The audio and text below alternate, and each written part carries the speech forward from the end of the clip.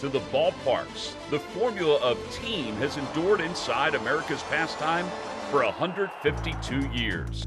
But every once in a while, you need to reflect on the individual, the sole entity that transforms from leader into legend, the athlete that proudly puts the Phillies uniform on and puts his teammates on his back for an entire season. That person who warrants the label MVP. That leader just gained some pretty exciting colleagues.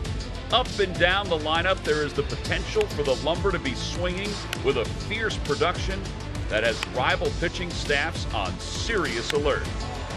Another epic Phillies journey begins today in April. But don't be fooled. Everyone, yes, everyone's goal is October.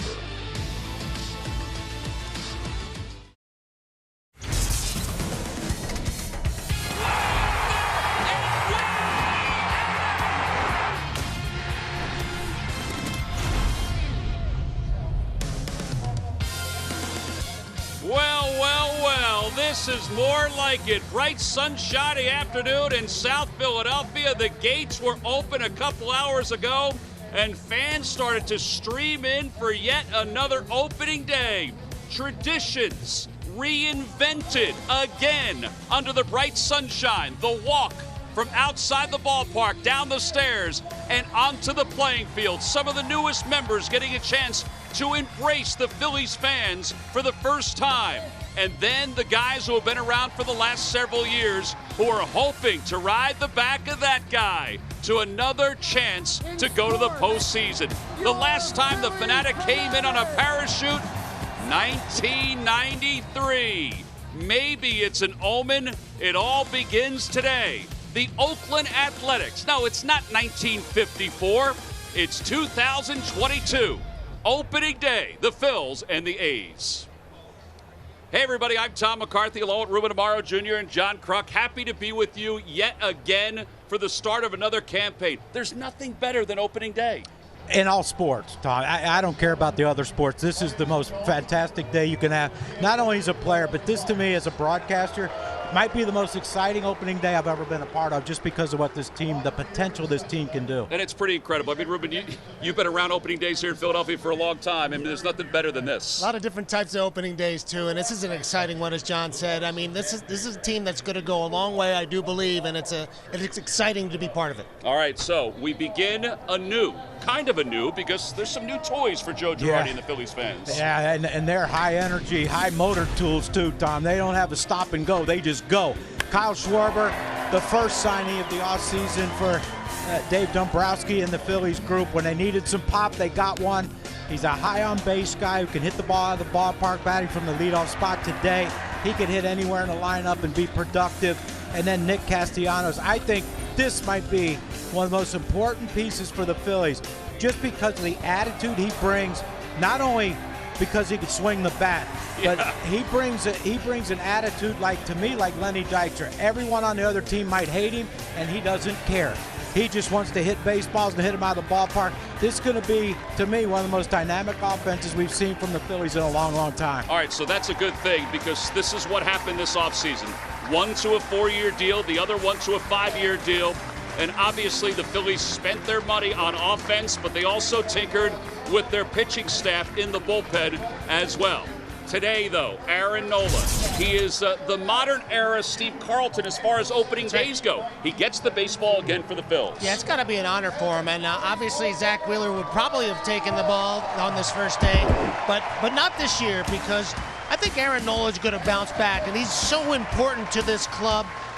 He did not have a great year last year, and I know that he feels frustrated by that.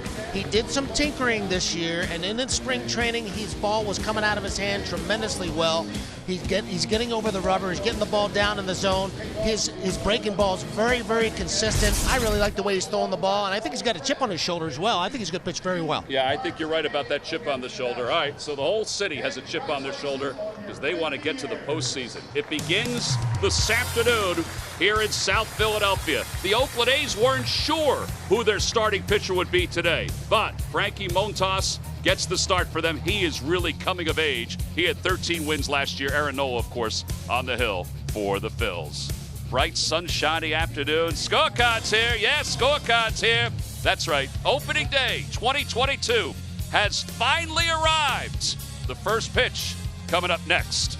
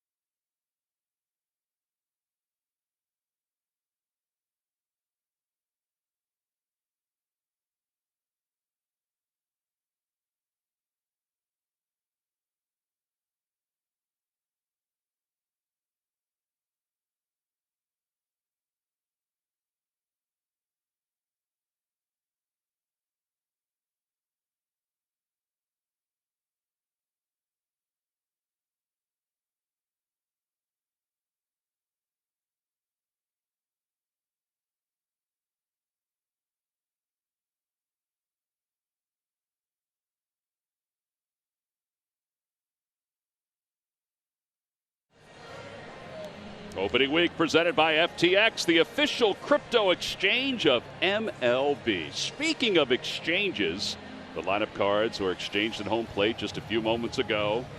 Mark Kotsay, the new manager of the Oakland Athletics. Joe Girardi exchanged the lineup cards. And moments ago, Dan Baker back on the field. His 50th opening day. Oh, he fired a strike to Mickey Morandini. Wait, that's Larry Bowa. That wasn't Mickey Morandini. That was pretty cool. Mickey caught the other first pitch that was thrown. Had something to throw with. Yeah, he did. He's got some energy. He still has it. Speaking of energy, Bryce Harper out in right field, taking a bow.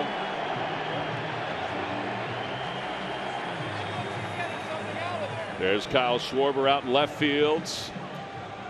All right, so let's take a look at the A's starting lineup, brought to you by Xfinity. Supercharge your home with the supersonic Wi-Fi only from Xfinity. Tony Kemp leads it off at second base. Billy McKinney is the DH today. Sean Murphy's behind the plate. Chad Pinder is in left field. Seth Brown at first base. Elvis Andrus is at shortstop. His 14th consecutive opening day. He's the leader in the clubhouse, by the way, of everybody else. And here's Aaron Nola. Nola made 32 starts last year.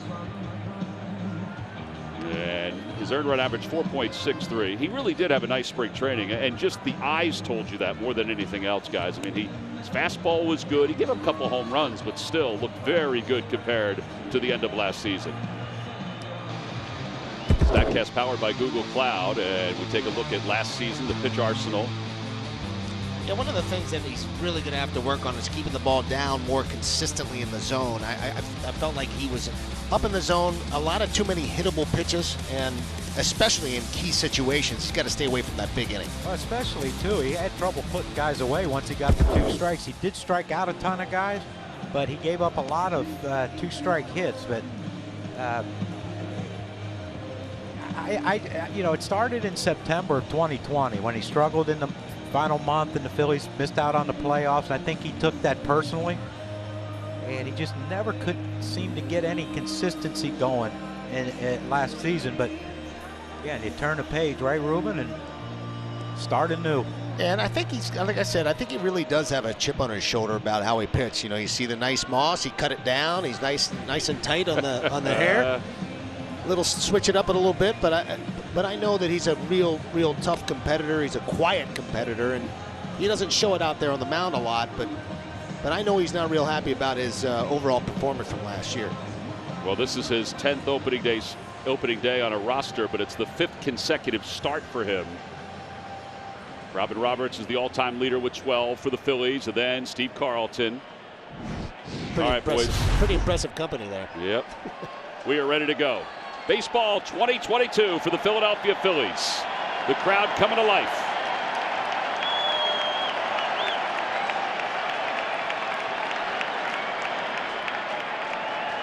Tony Kemp to lead it off for the A's. And the first pitch of the season. Perfect way to start, 94 right on the black. It's 0-1.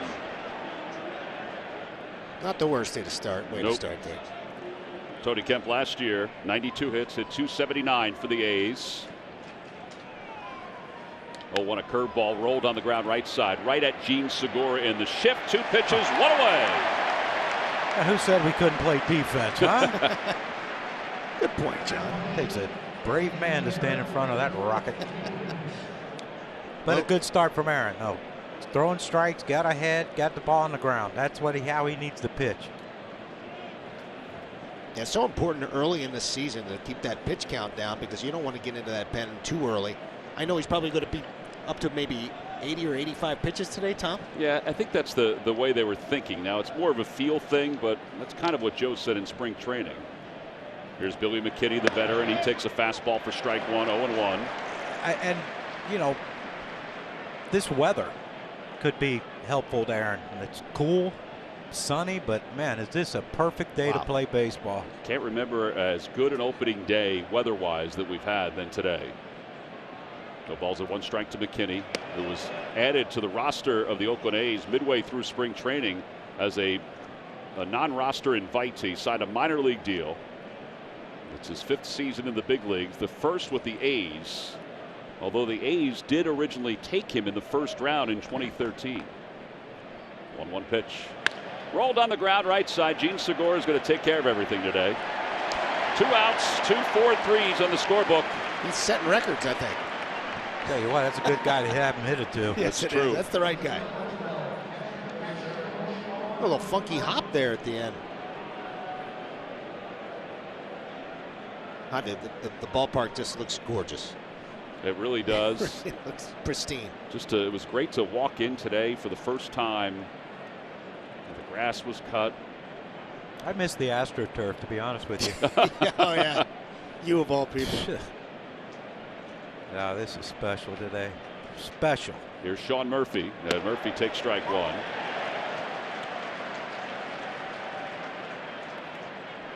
Murphy last year 216 with 17 home runs and 59 runs batted in.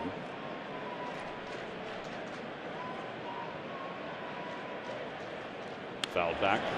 Yeah, this kid really come into his own. He's a very good defensive catcher, Gold Glover, in fact, but he's starting to become a little bit more dangerous at the plate as well. And this is one of those lineups that's kind of thrown together right now. You know, they're in kind of a deep rebuild here in Oakland, and I think that it's going to be tough for them to compete in the AL West, but on any given day, you never know. Yeah, they will mix and match throughout the year. The 0-2 pitch. Check swing. Did he go? No. Says Scott Barry. Wow. He could have. Apparently, Scott Barry doesn't like to hear the fans go crazy. Ooh, I think that might have been a swing there. Yeah, that may have been. Overall, Nola 67 wins, 49 losses, and the 1-2. Down low, he went back to the changeup. 2 balls, 2 strikes. I thought they'd hook him. You know, once he got 0-2, I thought they'd get to that breaking ball, but maybe this is, you know, we don't want to show it too early. Save it for later. Foul back. That remains 2-2. 2-strike home runs. That's been an issue for Aaron over the last couple of years. He's allowed 15 2-strike home runs the last several seasons. That's part of what he needs to tinker with a little bit this year. That was a pretty good pass, though, right there for Murphy. So better mix it up. Yeah, I think a breaking ball should be coming here soon. Either that or work the other side of the plate. He's stayed away from him pretty consistently in this at bat. Now the 2-2 pitch. Breaking ball, cut out and missed. Boy, you guys sound like you played this game before. Well, not just hat racks, Tom. 1, 2, 3 go the A's. Kyle Schwarber will make his Phillies debut when we come back.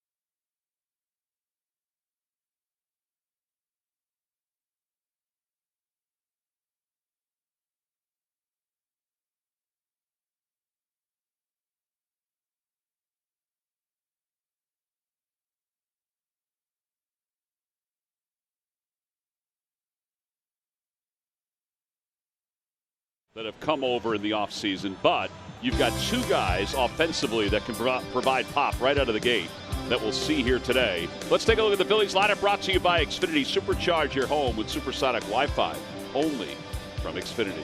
Well, there's Kyle Schwarber leading things off, and Castellanos batting cleanup and is the DH today. Of course, Bryce Harper is trying to win back-to-back MVP awards. Yeah, it's got to be awfully exciting for Bryson Stott to be in. It's not only make his first major league club, but also starting in his first major league game at third base. Absolutely. First pitch to Schwarber is in there for a strike. Now this young man, Frankie Montas, is a very good pitcher. Yeah, Montas has got a very good arm. He's a big, thick, strong guy, and he really goes atop this rotation now. To Manea and Bassiter have been traded. But this guy's got an excellent arm, and he's picked up a split over the last couple of years that is really devastating. He's got great movement, good life, but he's throwing more consistent strikes, and he's going to be a tough battle for this lineup. 3 infielders on the right side, and the 1-1 pitch. Outside, 2-1. I will say one thing about him is that he's a different cat right out of the gate, because he's got a gold belt while everybody else has a green belt. I don't know if he got it mixed up, or accidents happen, Tom. He's just being his own man. Swing and a miss, 2-2. Montas last year 13-9, a 3.37 ERA. Right-handers hit .215 against him. Lefties hit .256. In fact, 17 of the 24 home runs he allowed came against left-handed hitters. Line drive foul down the right field line. Yeah, he'll mix it up. He's got a sinker, four-seamer. It's basically like a 5-pitch pitcher. He's got that nasty split, and he'll throw a slider, very firm slider as well. He's got very good stuff. Again, you know, he's one of those guys that's maturing. It's now 29 years old. It took him a long time to get to the point where he's feeling comfortable on the mound. Into the dirt, 3-2. Might have hung onto that one a tad long. Just a little bit. Oh, but you could see the arm, though. I mean, this is, you know, I'm sure exciting for the Oakland A's, but you know, it's also exciting for him. You know, he's their guy now. You know, with the other guys being traded, you know, next man up, right? Yep. 3 balls, 2 strikes to Schwarber, and the pitch. And a high fly ball to right field. Piscotty's going back, and it is gone! What a way to start for Kyle Schwarber. A leadoff home run. And the Phillies take a 1-0 lead. Wow. Well, I was watching him when they announced his name, and then they started announcing JT and Bryce and the guys coming up behind him. He was just looking around, taking everything in. Now, he's had opening days in Wrigley, he's had opening days with Washington. You know, how big do you think this is for him, knowing that he's going to be here for a while? Yeah, it's going to be exciting for the young man. And this is a guy who really wants to win. He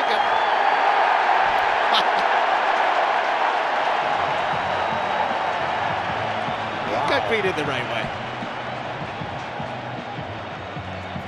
Well, it don't get much easier after this. That's the thing with this lineup.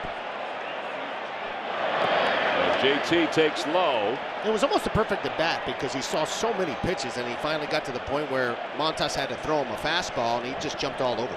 Yeah, that old adage, you know, don't walk the leadoff hitter. Yeah. That might change with this team, but then what? You know, you get JT, then you get Bryce, then you get Nick. Oh my gosh, good luck. Swing and a miss. 1 ball, 1 strike. That's the 14th career leadoff home run for Schwarber. He's got a ways to go to catch Jimmy Rollins, I think, doesn't he? Yes, he does. But that's a nice start.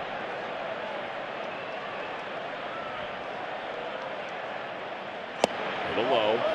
2 balls, 1 strike. With that Phillies run, text home run to 40384 to receive a valuable offer from Giant Food Stores, the official grocery store of the Phils.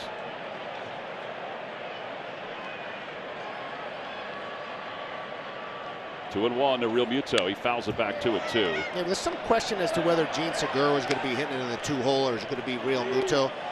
They're almost interchangeable in a lot of ways. I mean, that's what's so great about this lineup and how deep it can be. You can move guys all over this lineup. I think Joe's probably going to try to settle in with one, but there's a whole lot of depth here. 2-2, lifted in the air out to shallow right center field. Pache is there, and he makes the catch. 1 out. So last year, Kyle Schwarber had 8 leadoff home runs, and this is numero uno. He knew it too. Number 1. Actually, not a bad pitch. It was down and away a little bit. Got out over the plate enough for him to get extended, and he knew it.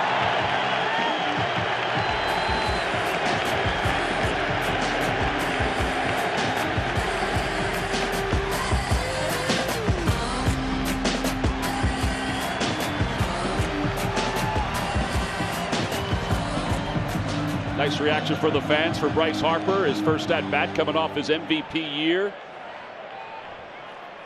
Yeah, the first pitch to him, swung on a miss. He threw him something soft. How exciting is this? This crowd, you know, after the Schwarber signing, everything's exciting up here. And then they get Castellanos, and it just went through the roof. Yeah. Well, these fans are going to be in for a great show this summer. Back-to-back splitters, and it's 0-2. John, in '93, when they had some depth in that lineup, did you have the same sort of feeling at the plate? Like you just didn't feel like you had to be the guy every single time? No, we were big on pass it on to the next guy. Yeah. If they wanted to walk us, let us walk. I think what we had. Out to left, Pinder's there. Looked like it was a little bit of an adventure at the end, but there are 2 outs. Yeah, I think we had. Well, let's listen to this ovation for Castellanos first.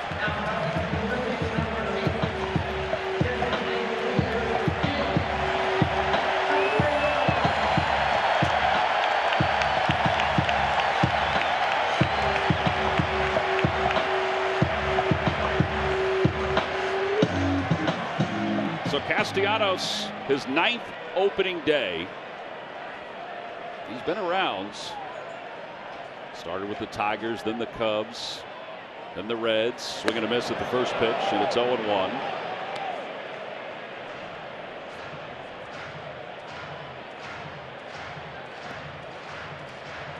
Last year, 309 with 34 home runs, 100 runs batted in.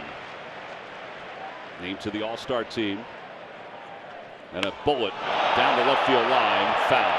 Yeah. Wow. Into sweet 2.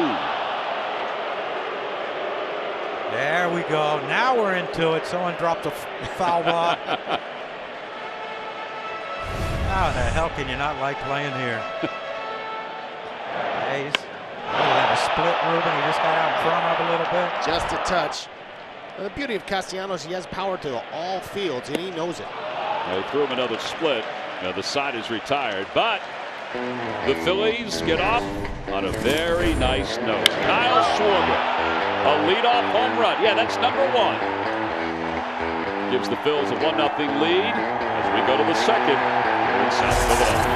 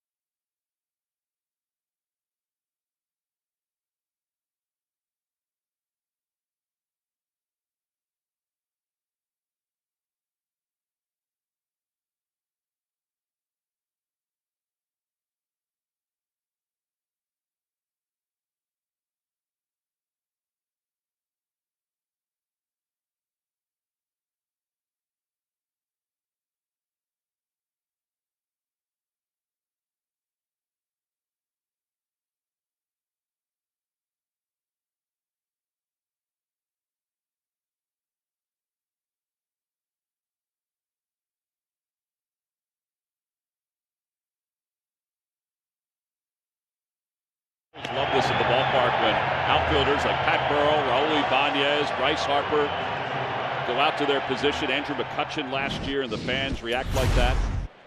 Aaron Nola's ready to go. Chad Pinder leads it off, and Pinder takes just off the outside corner, and it's 1-0. So there's a little thing on the social media Twitter deal. Who's going to hit the first home run this year for a Philly? Okay. A few of us picked Schwarber. Slowly left side. Bryson Stott, first chance. Flawless. You're right about that defense, John. Can't stop us. John, did you pick Schwarber? I picked Schwarber. Nice going. What did you win? people thinking I'm Nostradamus, apparently. Well, it was a second career opening day home run. And here's Seth Brown. 20 home runs last year, 48 runs batted in. And this is a lineup that's kind of littered with sort of mediocre hitters, but they are dangerous. They do have some power, and you can't take them lightly. I mean, they're major leaguers, and it's not going to be the toughest task for Aaron Nola to this year, but he still has to be sharp with his stuff because there is some danger in the lineup. Out of the way, 1-1. Mark Kotsay has said all spring that he will mix and match this lineup. So there's guys that are playing left field or right field today that tomorrow could be playing third base or first base. And they could be batting in different spots in the order as well, which is not a surprise. No. How excited are you? Get your first managerial job in the big leagues. It's Oakland, a place where he played. Everything's great. And then all of a sudden, wait a second, Chapman's gone. Wait a second, Kana's gone. Wait, Marte. Wait, Manea's gone. Olson's gone. Who's their number one pitcher? Bassett. Bassett. Yeah, he's over. Yeah, he's gone in New York. Yeah, it's not the greatest. But the expectations are low. 1-2 to Brown. Ground ball right side. Segura from shallow right field. 2 outs. That'd have been a heck of an outfielder today with all these grounders. Time now for our Citizen Stats Leaders, brought to you by Citizens, the official bank of the Phils. So the Athletics, a $40.9 million payroll. Max Scherzer makes more than the whole team. Pirates 37.9. Scherzer makes more than the Orioles at 30.4, and Scherzer makes more. Just doesn't seem quite right, does it? Well, it does for Max Scherzer. Yeah, it sure does. A little different ownership group too with that Mets. That Cohen guy seems to not mind spending money to try to win. No, he does not. But you know what? Look who stepped up. When he's got Scherzer, and he got Marte, and who else they bring in? They brought in another. Yeah, Mark Kana. Yep. You know, guess who stepped up? Oh, John Middleton.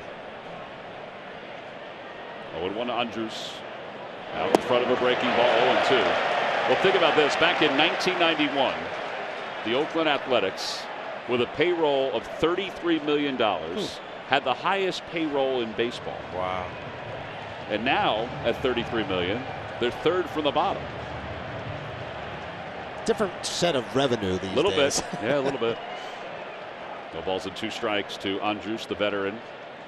The pitch from Nola. Ground ball out to shortstop. Didi Gregorius stays down on it. Oh, it's a festival of ground balls so far for Aaron Nola. That's a 9-pitch second. Hoskins will lead it off when we come back in the bottom of the second.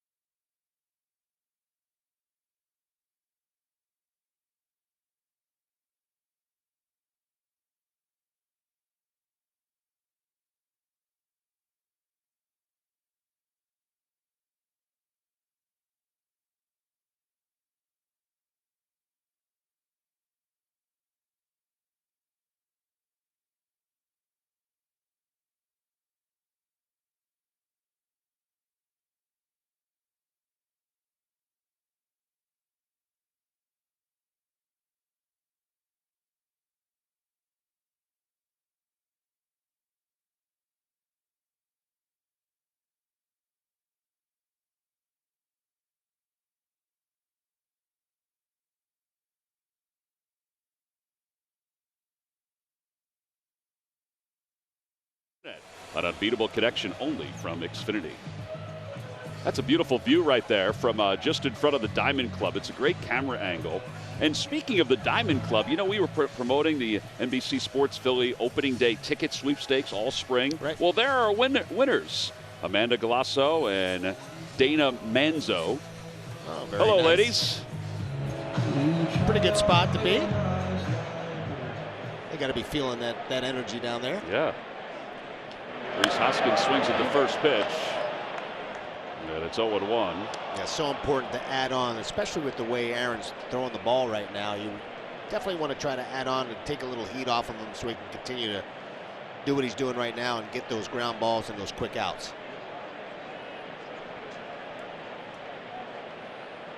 Ball drops in for a strike, 0-2.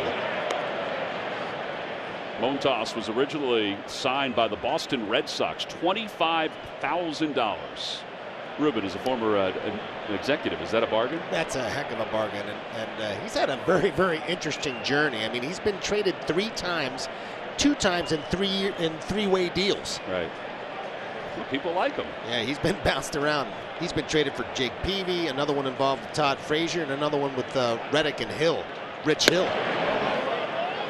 1-2. So he's been moved for a lot of talent. How many times were you traded? Just one time. Been released a lot of times, though. John, how many times were you traded? 1. Oh, I guess that is a lot. From then. San Diego to Philly, right? For you, John? Yep. For Chris James. Me and Spiky Boy, Randy Reddy. Yes. We both came from the West Coast. I was with my kind of infamous trade for both teams. Neither one of them came out very well. Kyle Abbott and myself for Von Hayes. 2-2. Serve to right. That'll drop for a base hit for Reese. And Reese takes a big turn around first. Will hold up there. The throw comes behind him, and he gets back.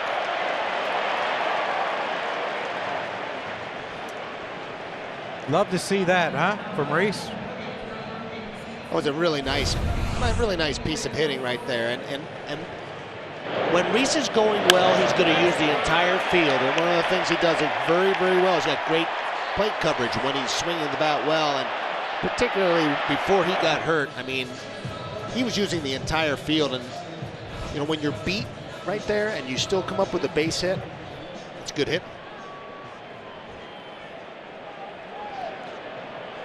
Here's Didi Gregorius. They play with an overshift on. Third baseman Kevin Smith is off to the right. There's a towering fly ball to deep right field, foul. And it's 0-1. They keep Elvis Andrus over on the shortstop side. Just in case that base stealing threat Reese takes off, he has to have someone speedy to get to third base in case Reese decides to pop up and just continue on to third. Tom. Way to break it down, John. Yeah. Bigger bases, he'd have probably already stolen it. 0-1.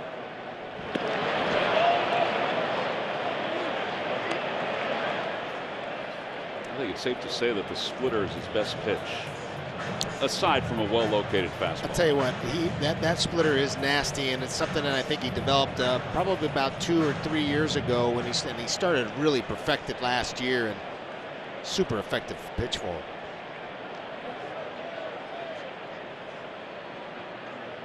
Near the dirt, Murphy blocks it. 1-2. And I'm sure they went over this before the game about all the splits that Montas throws, and hey, be ready. Ball in the dirt, go. Well, that's tough with this guy. He's an excellent defender back there. Murphy can really move. He's got great athleticism. And are you questioning our team speed? That's a good point. And I'm sorry, John. I would never. Thank you, Ruben. I was impressed by the work that Paco did with these guys during the course of the spring. It was really nice work. Swing and a miss. There it is. Second strikeout.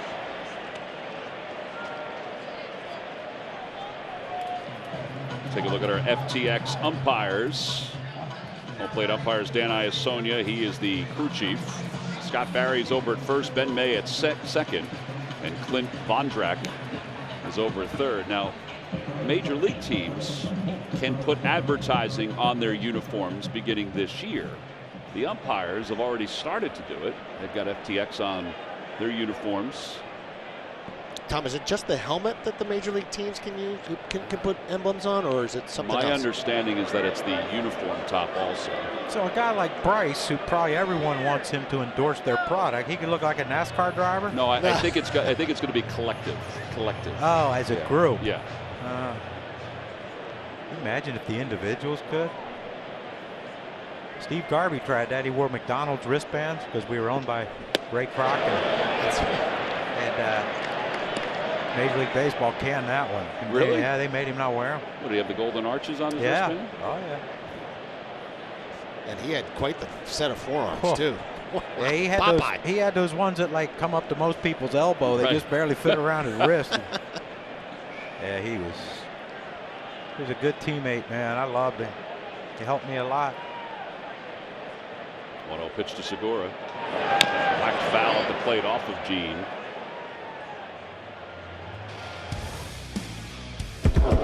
Some of the other things, pre-arbitration bonus pool, incentive to promote prospects, which means that guys that are ready to come up but haven't reached a certain level of years, they can now come up. International drafts, players optioned only 5 times per season. We'll try to get into these as the season moves on. I really like that one with the 5 options maximum. I think that protects the players much better. Ground ball to short, could be 2. There's 1. And does he hold on? Oh, the ball got away, and Gene's going to get away to second base. Scott Barry was about to call him out. Yeah, I think Kemp is thinking that Reese might have interfered with him. I think Reese went straight into the bag, and Kemp just stayed right there. A pretty good feed right here by Andrews, and he's right in front of the bag. No, there's nothing wrong with it. He just went right into him. That ball hit Segura, kicked off of him, and then into right field. That'll go down as an E4, fielder's choice E4. And the A's were thinking about taking a look at it, but they've decided not to. And here is Bryson Stott, his first major league at bat.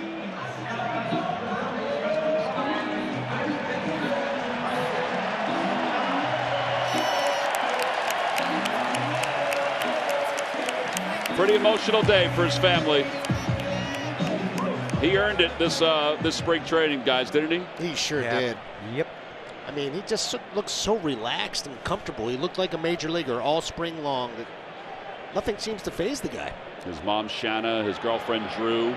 They also have 21 other guests in section 208. Just 21, eh? Yeah, just 21 coming in from Vegas. And it's 0-1. Those are his numbers last year in the minor leagues. He combined that with an outstanding fall league where he had 318. Now the 0-1. And really impressive progression he had last year. I mean, the entire season, and then he just rolled right into the minicamp early in February. Got a chance to watch him get ready for the season there, and right into big league camp once they got the CBA straightened out, and he's been swinging it ever since. They went from tears to, okay, let's lock it in. Right. 2-1. Former first-round pick by the Phillies. Grew up in Vegas, decided to go to college at UNLV. He wears number 5 in honor of a high school teammate of his and his best friend, Cooper Ricciardi, who died of cancer in high school. But Bryson said he wears number 5 because Cooper always told him he would be a major leaguer. And sure enough, on this day in 2022, he is indeed a major leaguer. 2-1, hit in the air, left center field. Pache is there, and he makes the grab. No runs, 1 hit. There was 1 A's error. We played 2. We're on to the 3rd. 1-0 Phils.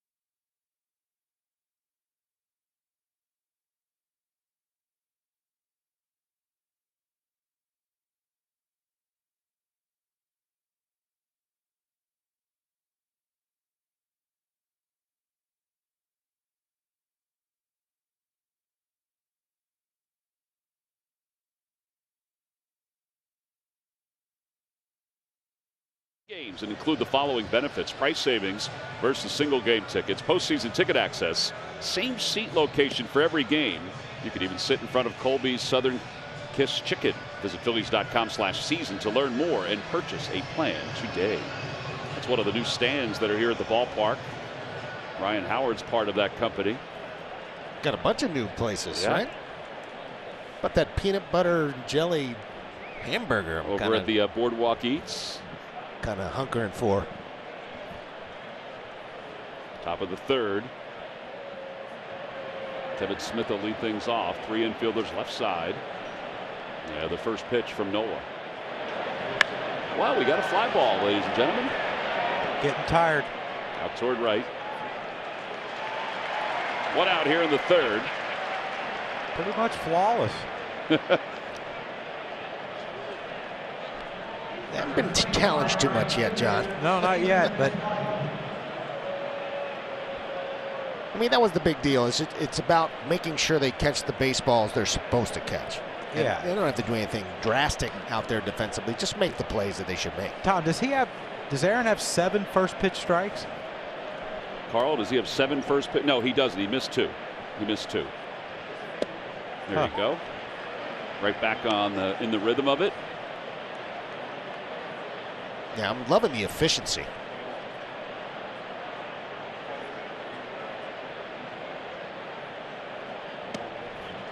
Oh, and 2.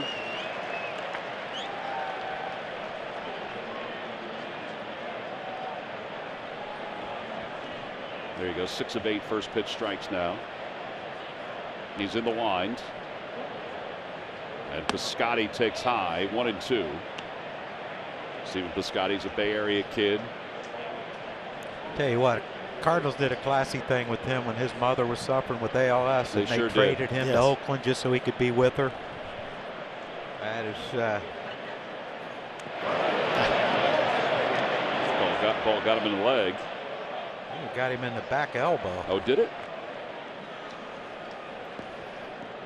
Well, we had a really good pitch before the ball game today. 13-year-old Felton, Delaware native Darius Hovington throughout the ceremonial first pitch, scooped up on one hop by Mickey Morandini. All part of our Nemours opening day. Got a chance to spend some time at Nemours with Mickey earlier in the week, and Mickey presented him with his jersey to let him know he was going to throw out the ceremonial first pitch. And an autograph from former Phillies second baseman. Yeah. I got a chance to talk to Mickey about him. He said the young man is just a wonderful kid. Just wonderful. That's so many nice things to say about him.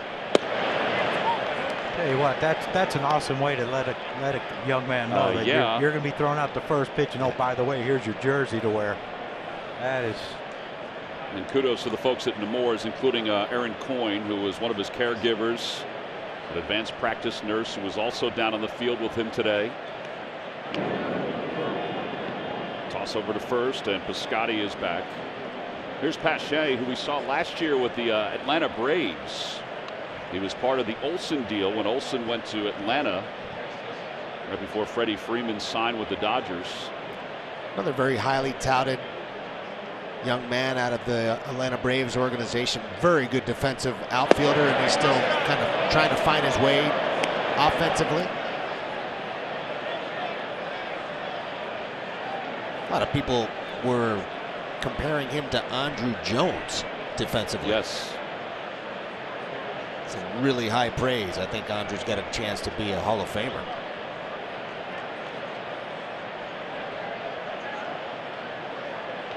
Over to third, big hop for Stott, goes to second for 1. Segura fires to first, not in time. Well, they may check that one. That might be checkable. Pretty close play over there. Yeah, PHI runs well. And Joe has Rob Thompson going to the phone. Little slow-mo. Yep, he beat it. He beat it. And I understand it's as soon as the ball hits the back of that glove, any contact at all in that pocket. Well, I'm glad you understand it. Ruben. Yes, that's what I understand. I thought they went back the other way where it enters the glove. Yeah, but then they went back to the glove. Oh, jeez. And you wonder why umpires get confused sometimes. Well, I can't wait for them to have to explain it to us at some point, right? Here's Tony Kemp.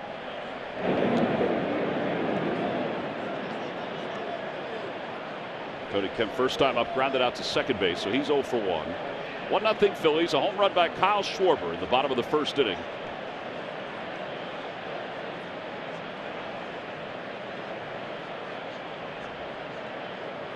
Changeup. That Tony Kemp reminds me a little bit of Ben Revere. Not a whole lot of pop. He can put the ball in play. He had a nice little year for himself. He had pretty decent numbers as far as average and on-base percentage and those sort of things. He's not going to hit the ball out of the ballpark very often, and just going to try to put the ball in play, use his speed. Yeah, 382 on-base percentage. His walk rate and his strikeout rate were pretty similar. T-Mac, are they talking about limiting the amount of times a pitcher can throw over? I don't think that was part of this year's discussion. But are they going to try that in the minor leagues? I think they're going to start doing that. So what, if you throw over 3 times, you're not allowed to throw, so the guy can just take off, or what? Oh, boy. I think after the second time he disengages from the mound that they can go ahead and get in the starting gates. No balls and 2 strikes. Phillies with 1 run on 2 hits. The A's no runs on no hits and 1 error. So you can get as big a lead as you want, knowing that he can't throw over, but he can step off and throw over, correct? He can step up. I don't know about the extent of being able to throw over or not. My God, why don't you just put him on second, start from there? Yeah, they'll do that in extra innings. Yeah. I can't wait. Hope I'm here for it. 0-2. Outside, 1 ball, 2 strikes. That one came in at 93 miles an hour, 4-seam fastball. It's amazing how much they're shifting on Kemp with a 2-strike situation. I mean, there's literally almost nobody on the left side of the infield. Got Bryson Stott almost playing in double play depth as a shortstop. How about that 2-seamer? Start that baby at his hip and bring it back. Yeah, he may be at the point now where he can do it. I think this is the pitch, Tom.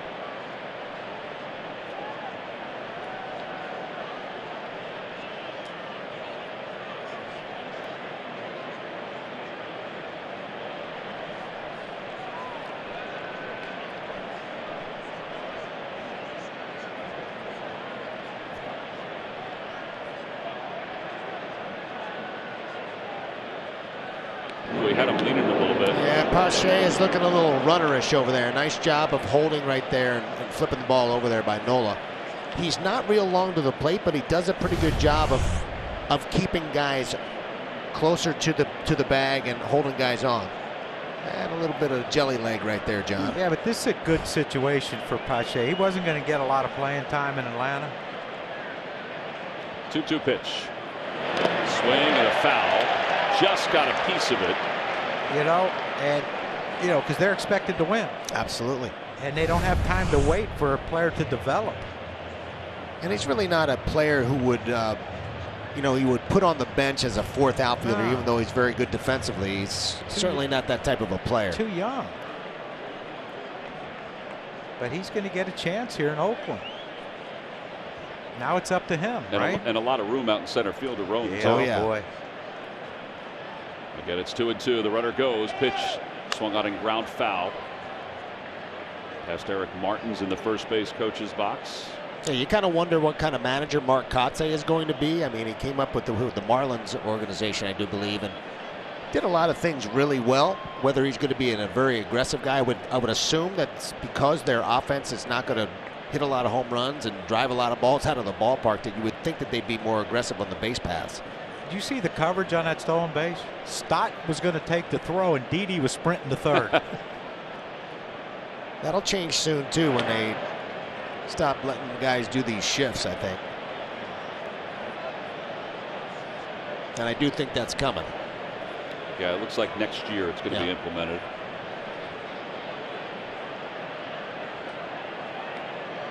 PHI's back again. Reese says, hey, you might want to look at it. Double-A and below, the shift restrictions will look like this. Players will be prohibited from switching sides unless there is a substitution.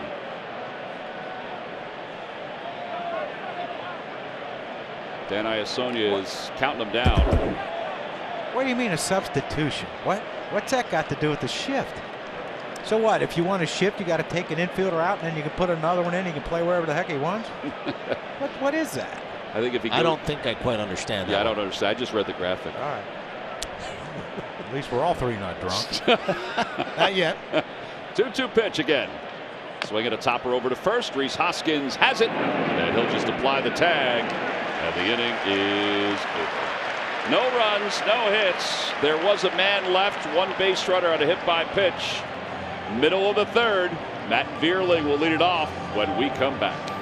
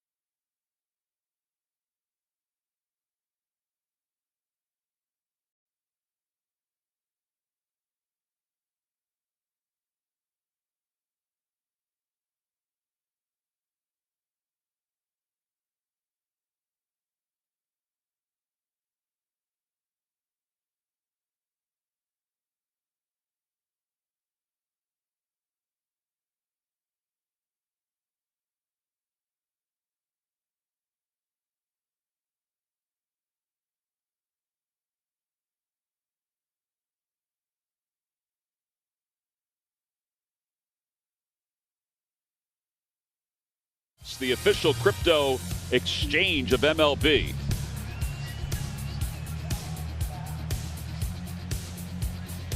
Well, the Fanatic coming in 1993, the last time he did it.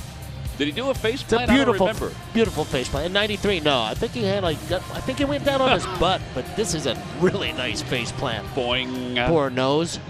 Poor, or snoot. Snout. Snoot. Or something, according to Dan Baker. All right, here's Matt Vierling. Excited to put a Phillies uniform on opening day. The first pitch in there for strike 0-1. Yeah, it's really nice that there's some young players who are getting opportunities. I mean, this is a sort of a veteran lineup, but then you've got, guys like Stott, Vierling, and Mickey Moniak got a chance to be a opening day starter as well. Unfortunately, got hurt, obviously, but it's exciting for those players, and it takes a lot of heat off those guys because they know that the guys in front of them in that lineup are going to have to really pull most of the weight. Yeah, last year Vierling hit .324. He came up during the year at the 0-2 in the dirt 1-2. Talking to him before the ball game today, he was excited about the opportunity. And you're right, Ruben. Mickey Moniak was, according to Dave Dombrowski, was going to be in the opening day lineup with a right-hander on the mounds before he broke his hand the other day in Tampa. Here's the 1-2 to Vierling. Outside. Yeah, just a simple adjustment of getting on top of the plate and getting a little bit more square to the pitcher. And I mean, talk about confidence blowing up. He swung the bat extraordinarily well during the course of the spring. Swinging a foul ball. Count remains 2-2. Yeah, and that's it. Look, the Phillies are expected to win this year. They're expected to get in the postseason. And if they don't have those expectations, then there's something wrong. But you're right, Ruben. You got Bryson Stott, you got Vierling here, you got Moniak when he comes back. They don't have to try to carry the load. Opposite way for Vierling. Going back on it is Piscotty, and he makes the catch a step from the track. He plays so deep that other right fielders It might have been over his head and off the wall. Plus, he was shaded that way. I got to tell you, their scouting report is just amazing. They had Piscotty basically playing in the corner right there by the DraftKings Sportsbook sign. It was one of those where it was surprising to see him there when the ball was headed that way. Absolutely. Thought it was a double off the bat. Here's Schwarber. Schwarber homered his first time up. First at bat as a member of the Phillies.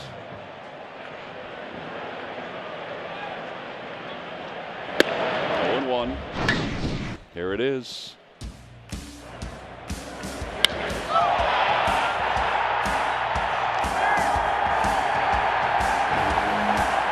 I think the one was these guys have a number of home runs they want to reach.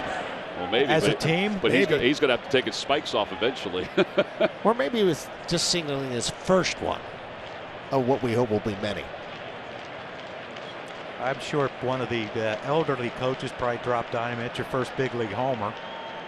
If you didn't hit any with the Phillies, you haven't been in the big leagues yet.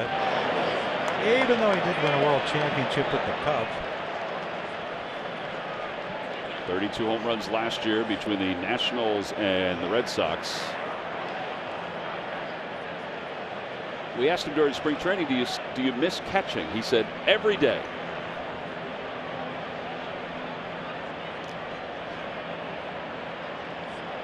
The 2-1 pitch. Fastball in there, 2-2.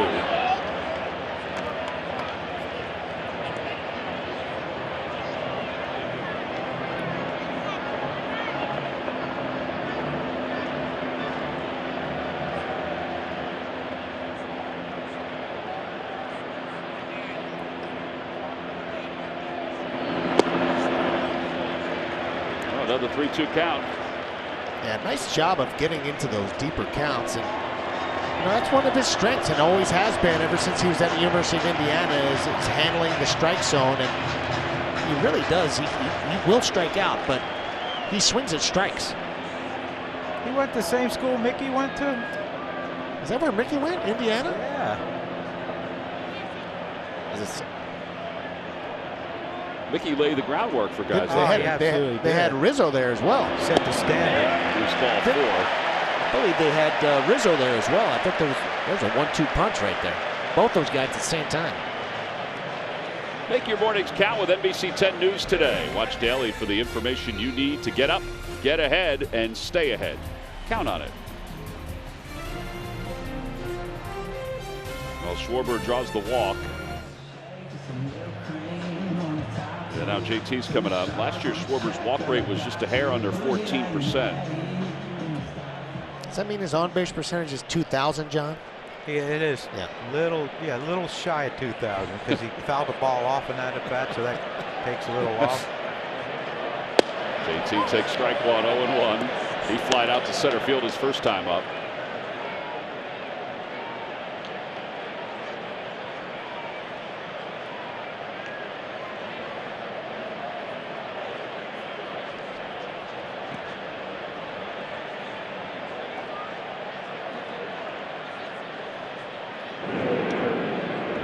Draws a throw back. Tell you what, we he's a leadoff hitter, Tom. He's a threat. Scaring him.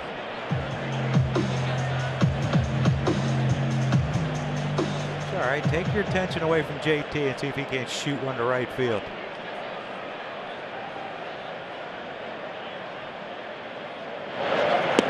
Check swing just off the plate. 1 ball, 1 strike. No swings to Scott Barry.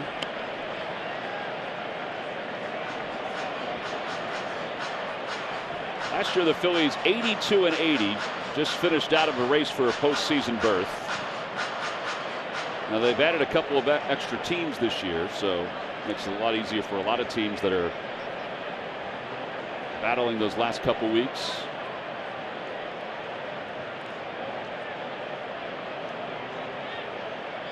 Opposite way, and a base hit to right center field. Schwarber should get to third. He makes the turn. He'll head that way. First and third with 1 man down. You are Nostradamus, John. You're having yourself a heck of a day. Yeah, I'm feeling old. But that's JT's swing. That's what JT has to produce And, you know, you've watched Montes for a couple of, he hasn't really challenged anyone in yet. So you know it's going to be out over the plate. And that's where JT's, you know, his swing is geared to. And, you know, they're playing for the double play, so it opens up that hole a lot more. And Schwarber off on contact, getting to third. And now, you know, the MV3's coming up, and hopefully to deliver some more runs. Yeah, it's going to be a team that's not going to have a ton of team speed, but if you can go first to third and do the things you need to do on the base path and run intelligently and take the base when you know you can get it, as long as you can try to make sure guys are scoring from second base and they're going first and third on balls they should be going first and third on, then they're going to move this, keep this train moving. Bryce Harper, the batter, he flied out his first time up. First pitch hit foul, and it's 0-1. And, you know, Larry Bow has told me a lot of other coaches I had. He said you don't have to be fast to get good reads. And, you know, we had one of the best, Ruben. Dave Hollins, oh, my goodness. Talk about him all the time as being one of the best I've seen. He and Chase Utley, and those guys were not guys that necessarily were blazers. But as far as paying attention and being heads up and doing the right thing and having good reads, they were as good as they get. AT draws a throw over. I tell you, it makes a difference too in the whole makeup of your club. Yeah, but you know, it's like the teams that we played on. You know, JT's a great athlete and a great runner, and Darren was the same way. Darren could run. Yeah, JT's an intelligent runner as well.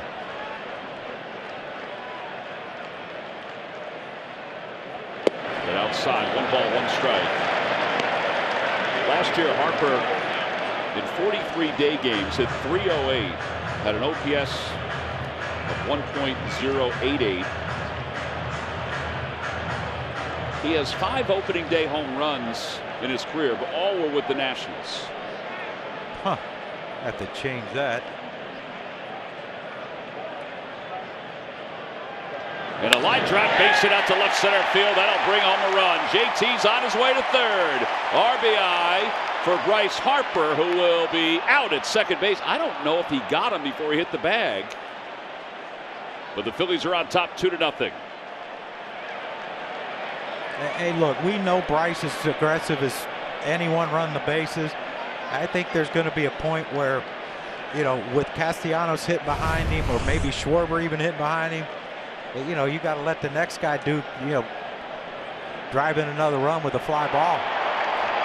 I think he was a little over aggressive here, and he put his head down once he turned and hit that first base bag. They're going to look at it. But you're right. I mean, you're going to not want to run into outs when you got the big boys coming up behind you these days. All right, so Dan Iassogna is going to announce what's going on here. The Phillies are going to review it.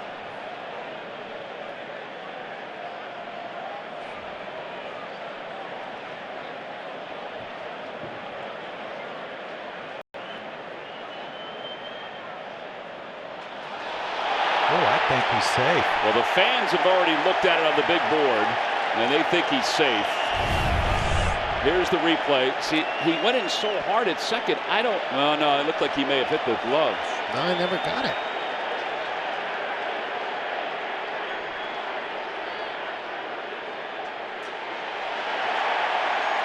Yeah, his foot's on the base by the time Kemp hits his knee.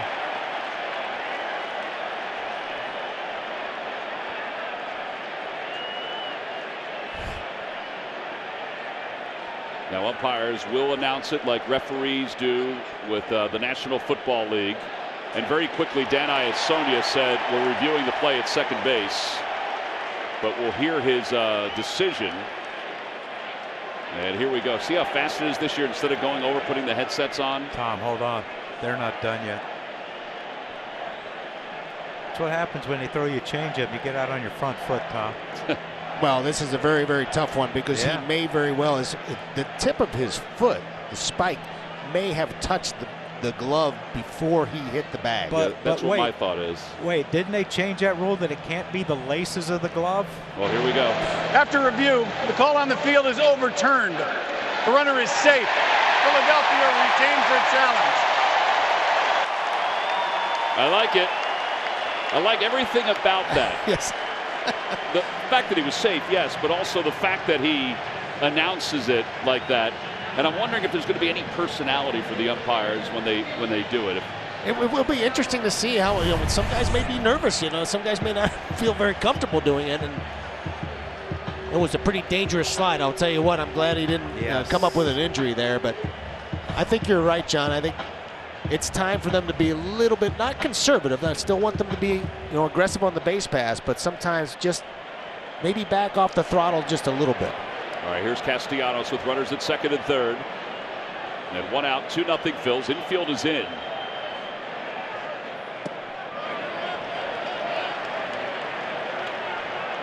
John, in these kind of situations with the infield in, what are you thinking as a hitter? Just hit it. Try to hit a hard line drive somewhere. If you get under it, fine. You're going to get a sac fly or possibly a home run. But if you hit anything hard, unless it's right at them, they're not getting it.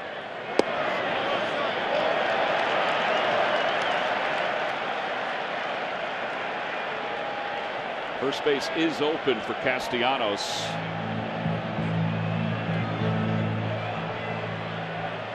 But I also tried to make sure I stayed in the center of the field. Yeah.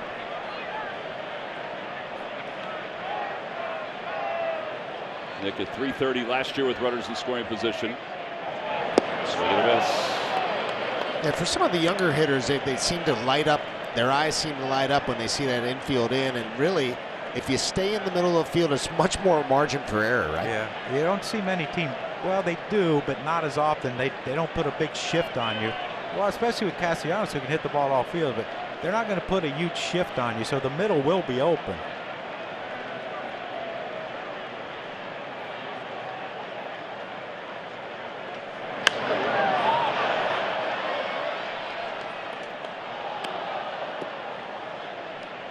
Does like to go the other way a lot of times. He told us he's still kind of learning how to pull the ball with power. I think he learned a lot from being with Miguel Cabrera in his early part of his career with the Detroit Tigers, and that's why he uses the other way very, very well. And I think that's a great trait to be able to use the entire ballpark. Well, he's what, 30 years old, and he says he's just learning how to pull the ball? 2-2 pitch. There's a foul. And one thing that's kind of stuck with me, what David Bell told me about Castellanos, is he's a hitter who's always trying to get better. He never stops trying to improve his craft, and I really respect that, especially for a guy who's had as much success as he's had. And his offense really took off when Detroit moved him to the outfield and off of third base. I thought he was fine at third, but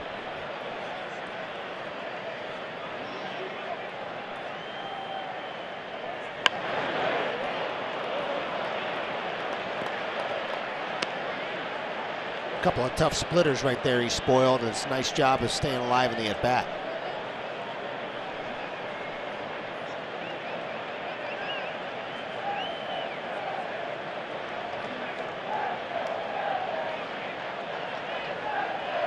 Montas is about to throw his 59th pitch of the day, and we're only here in the third inning. Runners lead off second and third. Harper's got a good lead off second. And the pitch. And a strike three call from the fastball. And he got him looking. 2 outs. After all those splits, kind of figured that they were going to have to throw a fastball at some point. And look, this was well located too. Down in that down and away quadrant, 97. Well, that's what that's what this lineup is all about. However, he's got the next guy here in Rhys Hoskins, and this inning is not over. This is a little bit why this lineup can be a meat grinder for a pitcher. How many pitches have we seen when a runner on third less than 2 outs and they get a big strikeout and they know they can relax? Like, all right, 2 outs, I'm good, I'm out of this inning. But not with this one. Not with this lineup.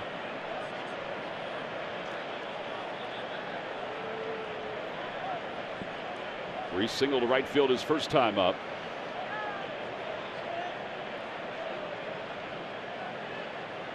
No balls, one strike. And an opposite way looper that's going to drop in for a base hit. Realmuto scores. Here comes Harper. The throw sails over the cutoff man, and Rhys Hoskins slides it head first to second.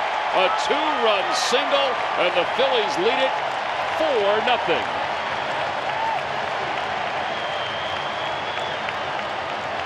Yeah, really just exactly what we were talking about. I mean, this is going to be a lineup that they're going to have to, the starting pitchers and the relievers are going to have to deal with a very tough out every single time. And when Rhys Hoskins is using the other side of the field, he just flicks it out there. Nice little piece of hitting again.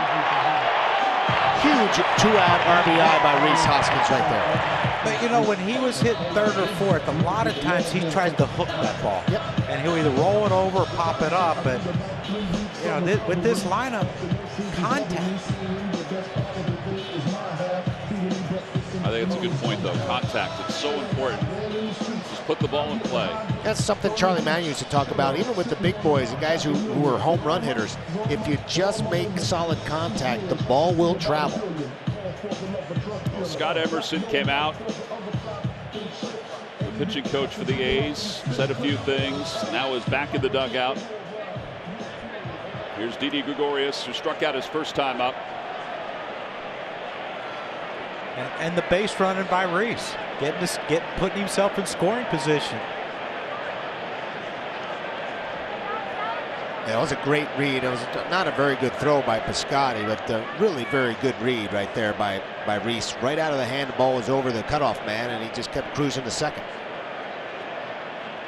That one's going to leak into center field. Another hit and another run as Hoskins will score. RBI single for Didi. The hits just keep on coming, and the Phillies are on top 5-0.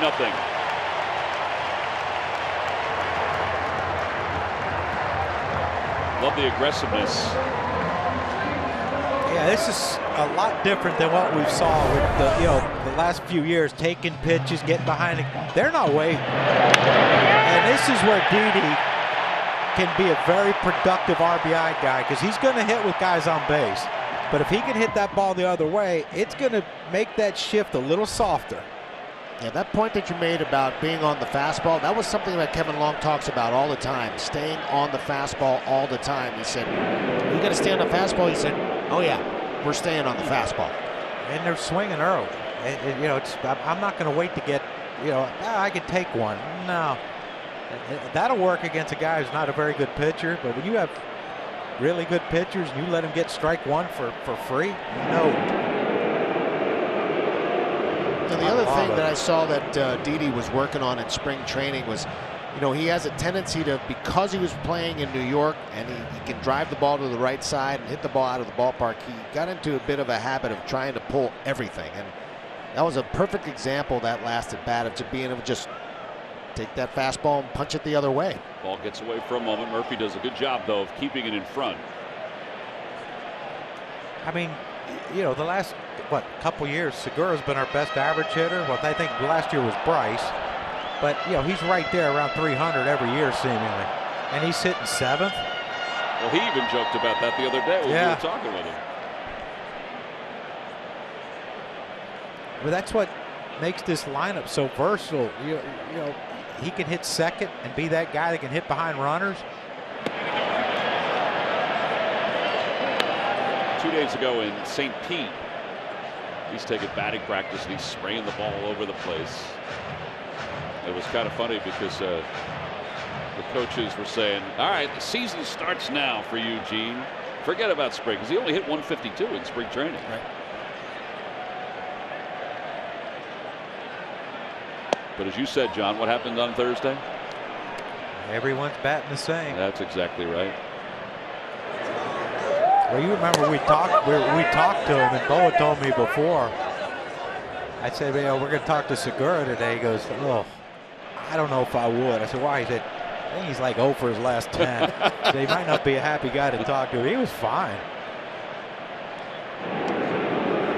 By the way, speaking of Boa, he and Fransky, Scotty, they both did a great job on WIP the other day. Oh, yeah. Yeah. As the guest hosts. Oh, really? Yeah. Yeah, just ask Bo one question and turn him loose, man. He's the best. It's showtime. Him and Charlie together. Oh, God. That is hilarious. He was great behind the mic, and then when he was doing a lot of stuff nationally on the air. 1-2 pitch. Rolled foul. We were on a plane flying home from the World Series one year when we were both at ESPN. And we were sitting beside each other, and he said, hey, I'm taking a job with the Yankees. I said, for what? I said, you're going to make so much more money doing this. Yeah. And I said, you've been so stress-free all year. It's nice to see. He goes, I got to have that uniform on, man. You know that. Well, there is nothing like having that uniform on. I'll tell you what, it's fun getting back in there, especially when you're going to a place like New York, or when I had an opportunity to be in Boston. Broken back ground ball out to second base. Tony Kemp has it. And the inning is over. Phillies sent 8 men to the plate, though. In the inning, they plated 4 runs. It was a 33-pitch inning. Phillies made them work. We're going to the 4th. The offense is alive, and the Phils are leading at 5-0.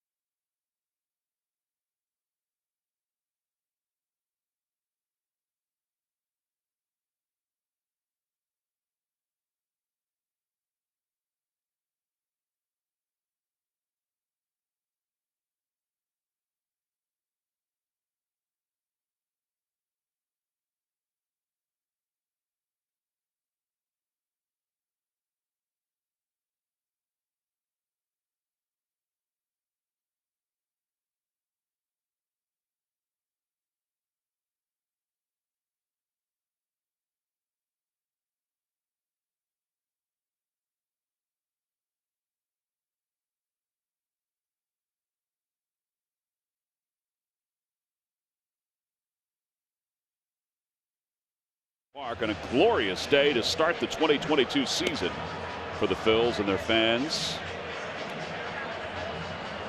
Aaron Nola finishes up his warm-up tosses. In between innings, the families of the fallen Pennsylvania State Troopers, the Siska and Mack families, were announced, and there was a moment of silence before the game today for both, who were killed while assisting a driver a couple weeks ago. Yes. And the moment of silence for not only them, but also for the folks in Ukraine. It was all part of a stirring afternoon of ceremonies here at Citizens Bank Park. Nola starts the 4th inning with a 5-0 lead. And Billy McKinney sees a 2-seamer for a strike, and it's 0-1. Got a little shadow action that's doesn't fare very well for the hitters. It's not too bad quite yet, but a chance to play a factor in the game here. Hey, we got ours. Yeah. Good timing. What did you have trouble with in the shadows? Did you have trouble with the fastball or the off-speed pitches? I had trouble with every pitch, John. Perfect lighting. I had to play in the shadows against one Pedro Martinez one time, and that was not fun. Well, I got San Diego in a doubleheader. I got the first game against Nolan. Oof. Is that because Garvey didn't want to play? play? That's when one of my favorite teammates said, hey, you got the first game. I'm like, yeah, oh, great, all right. Who's pitching? Nolan. Oh, whoa. And a called strike 3. 2-seamer ran right on back. Second strikeout for Aaron Nola. And one away here in the 4th. That pitch has such touch on it. Yeah, that's a high strike, but that's the strike zone in this day and age. And hey, And when he's got that kind of movement, when his hand is over the ball and he's working down and having that kind of life, that's when he's most effective. Swinging a foul by Murphy, and it's 0-1. I thought, without really having a radar gun consistently during spring training, and we did get it as the spring moved on, but I thought that the fastball consistency is what you could tell from Aaron Nola. Yeah, I agree. That whole spring, from the very first game, and he gave up a couple of home runs, but it didn't really concern me all that much because he's going to throw so many strikes.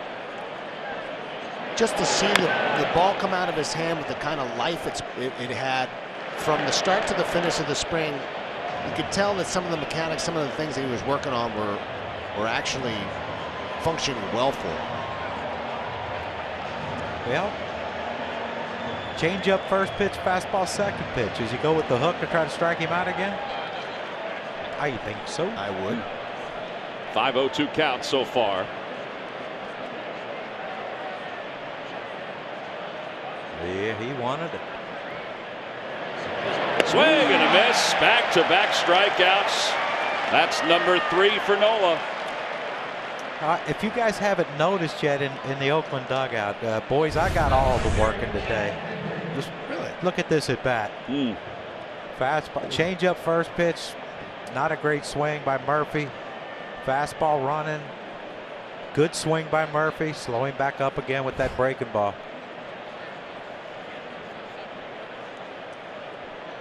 Well, here's Pinder. Pinder grounds it up to third, foul.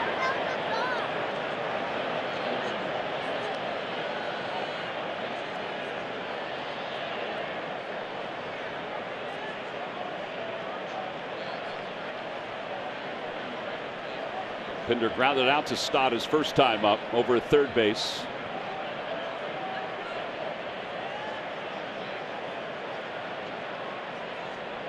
And a high fly ball out to right center field. On the run is Veerling to the wall, and the first hit of the game is an opposite field solo home run for Chad Pinder. And it's a 5-1 ball game.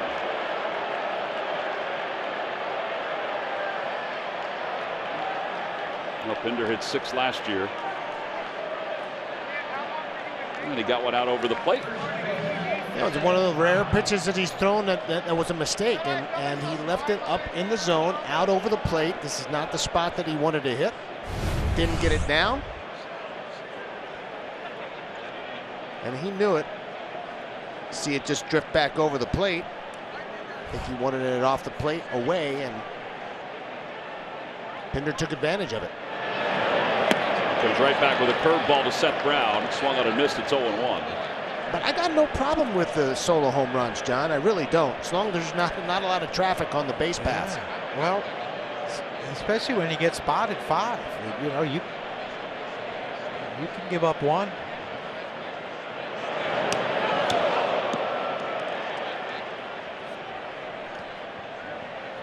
This RAV4th inning is brought to you by Toyota. Visit Toyota.com to find your 2022 RAV4 Toyota today. Toyota, let's go Phils. Somewhere in the ballpark today is Paul Muller from Toyota. I'm sure he's in this ballpark. Yeah, no, he is. He told me yesterday he was going to be here. Swing and a miss, 1-2. So I hope he liked that. I'm sure he'll let us know if he doesn't. I think he would have liked that one. I think he would have loved it, yeah. He's probably in the Phillies suite up there, I would think. Suite 1. Suite 1. The Ashburn suite. The 1-2. Swing and a miss. He got him. Another curveball. It was dancing this inning. 3 strikeouts in the inning. A home run by Chad Pinder. But these breaking balls were on points for Aaron. He has 5 Ks. We'll go to the bottom of the 4th. Phil's up 5-1.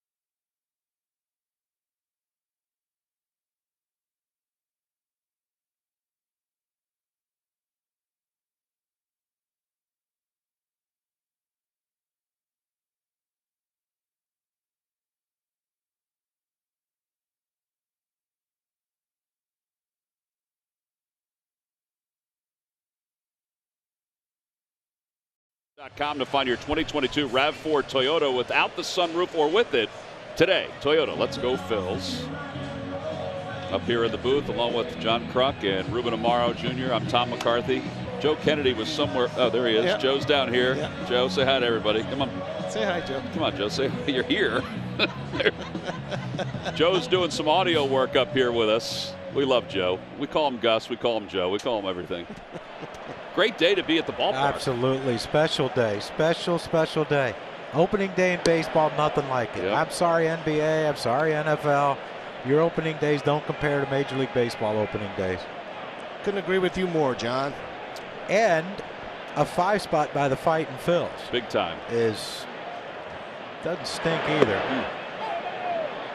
1 ball and 1 strike to Bryson Stott. He flied out to center his first time up. Put my glasses back on.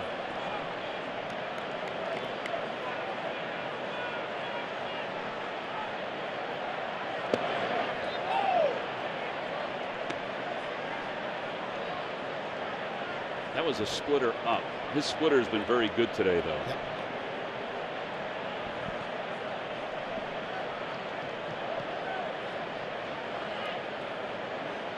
And now the 1-2 pitch coming. Fouled off. Beyond the left field line. I think the way Bryson's, just his whole demeanor and his presence in the box, he doesn't look like he's panicking. He looks relaxed. Smooth and easy.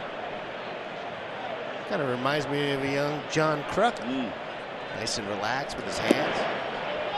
Well, he gets the splitter again. He is struck out. And 1 out.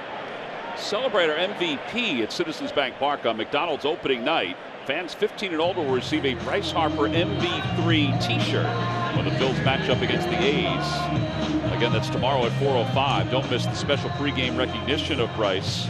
Visit Phillies.com to purchase tickets and join the celebration.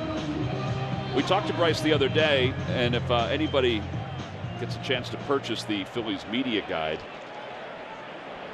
it's a cover that is very familiar because it was very similar to when Schmitty won his MVP back in the 80s, one of his MVPs. And it was Bryce's idea to kind of, along with the folks in the Phillies PR department, they did a great job with it. They really did.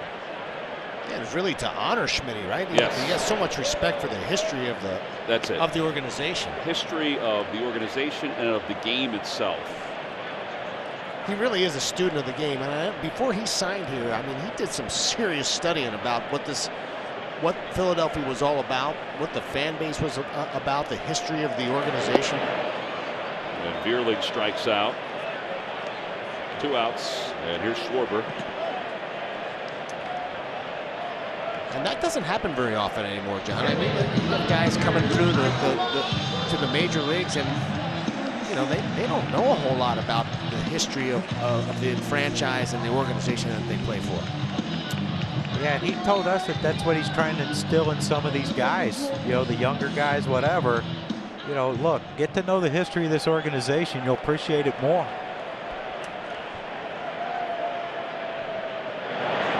Schwarber rolls one up the first base line. That's a fair ball, according to the first base umpire, Scott Barry. 3 unassisted. That's the quietest offensive inning the Phillies have had today. It was only 9 pitches for Montas. We'll head to the 5th. 5-1 Phils.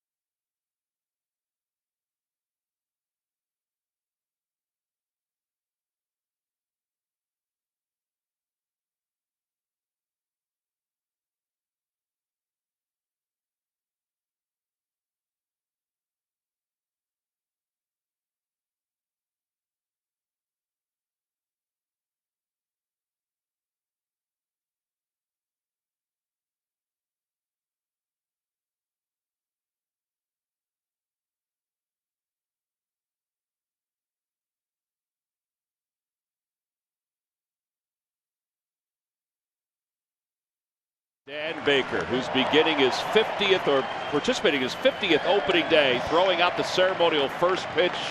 Larry Boa caught it. Lou Nolan, the great Lou Nolan, was the one who was down on the field, who was helping to MC and introduce Dan. What a great touch on the part of the Phillies. And let us remind you that tomorrow night, pregame celebration honoring, guess, a franchise legend. Also 50 years. Wow. There's Lou. Lou, welcome to the ballpark. Nice to get some sun. Yeah. He'll be part of Flyers pregame live tomorrow on NBC Sports Philadelphia. Those iconic voices, you know, there's so many here in the city that have done games. HK, Whitey, but also the PA announcers. You don't forget about them. They're also those iconic voices.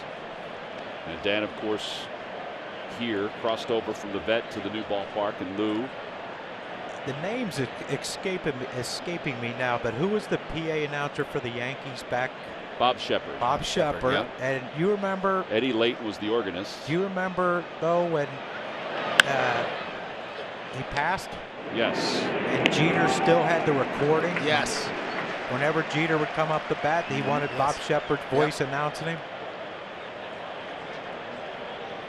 All part of the ambiance of these stadiums and these arenas. Third baseman Kevin Smith.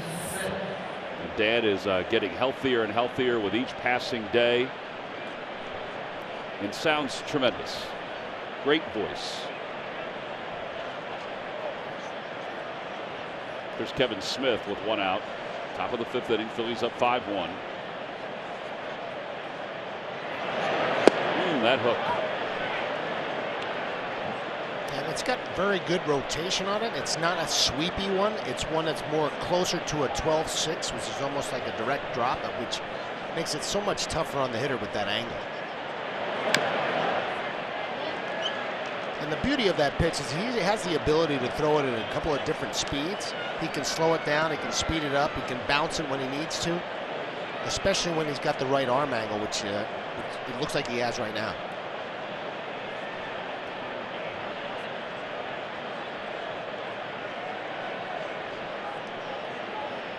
No balls and 2 strikes to Kevin Smith. Outside 1-2. Show me. Now back to the hook.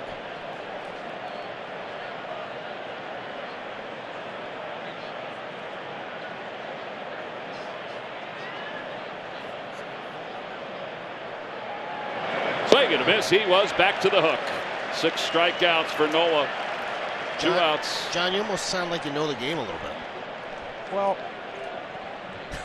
I had to. I had to try to figure out patterns with pitchers. Yeah, that high fastball to show, throw it out of the same arm slot, just down and away. They call that tunneling now, John. Tunneling. I don't know what the heck that is. Tunnel. Yes. Oh, gosh. Over to left side. Didi's got it. Quick hitting for Aaron Nola. Couple of ground outs to shortstop, 1 strikeout, just 8 pitches. 5-1 Phils as we go to the bottom of the 5th inning here in South Philly.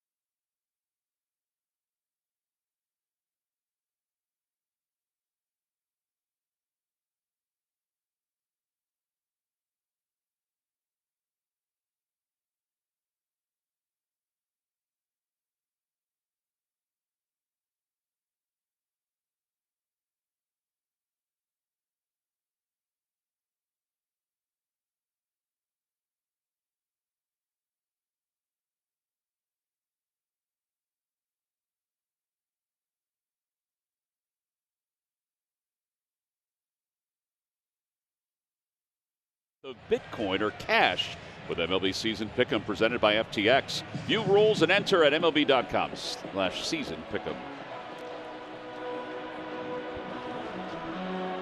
Some of the armed forces who are here today getting a chance to enjoy some sunshine and a ball game.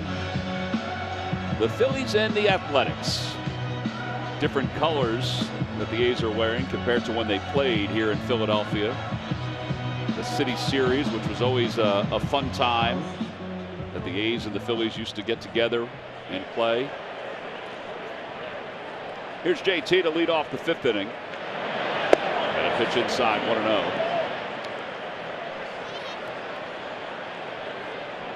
JT is flying out to center. He has singled and scored. We haven't scored in an inning. You got to get it going again.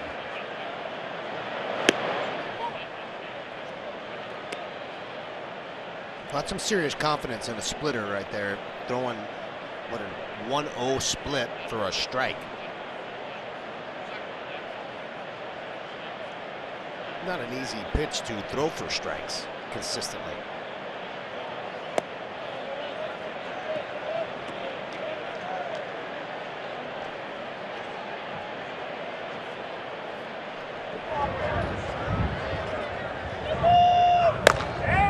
Warming up in the bullpen for the Athletics. And JT just got a piece of that. Oh my goodness gracious. Wow. You want to talk about a night at the boardwalk? Look at that. Yeah. Do you think that's a line for Manco and Manco Pizza? No question. That's how it is on the boardwalks. It is at times.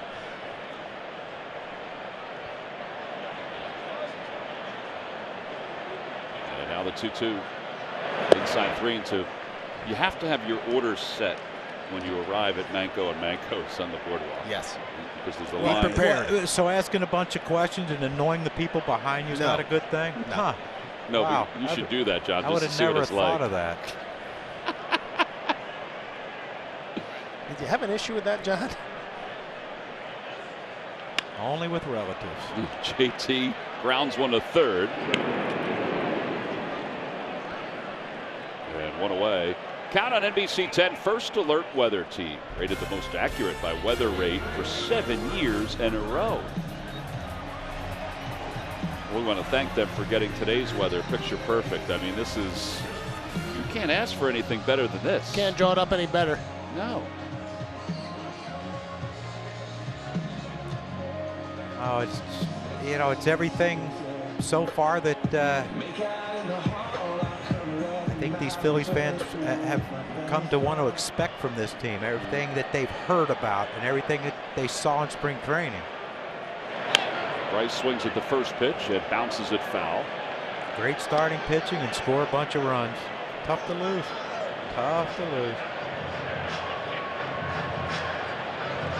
Would like to see them continue to add on and keep forcing the issue to take the heat off the bullpen, take the heat off Aaron Nola. And they had a little bit of trouble doing that last year, but I think this is a different type of a lineup, and I think you'll see them continue to try to grind at bats out to the point where they're going to continue to pressure those pitchers. Yeah, sometimes it takes a couple innings to reload.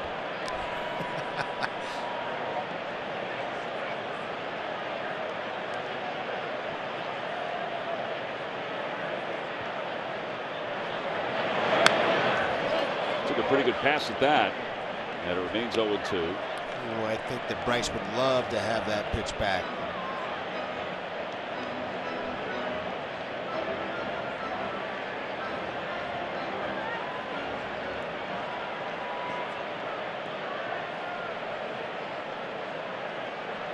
Yeah, the 0-2 to Bryce. He got a piece of it. Spoiled another split.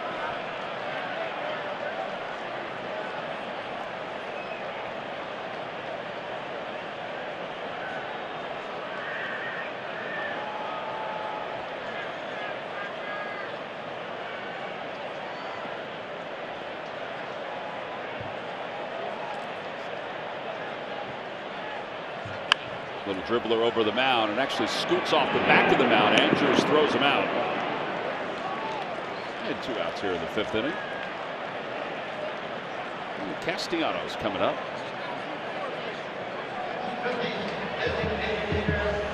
John, you have a real memorable offensive opening days. Oh boy. I know it. One year in San Diego, I hit a grand slam opening day. That's pretty memorable. And then it was all downhill from there. At one point, I was leading the league in RBIs after one day.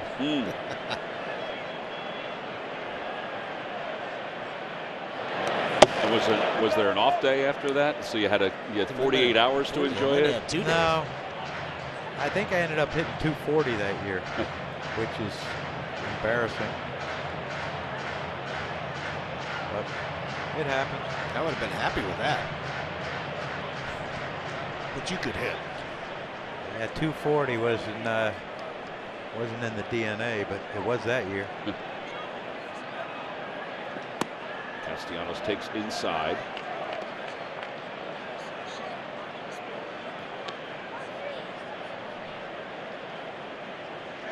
I'm trying to think of.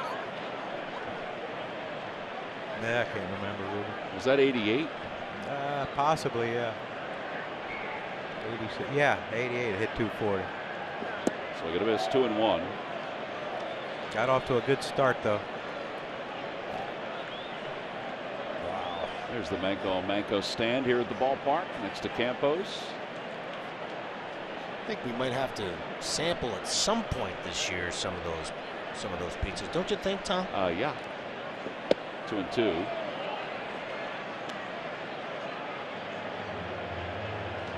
And Montas, he missed really badly with a couple of fastballs. He came back and threw 2 nasty sliders.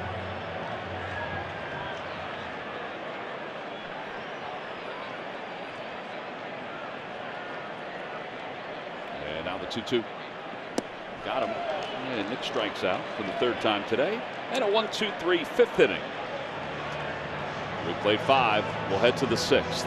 The Phillies on top of the A's, 5-1.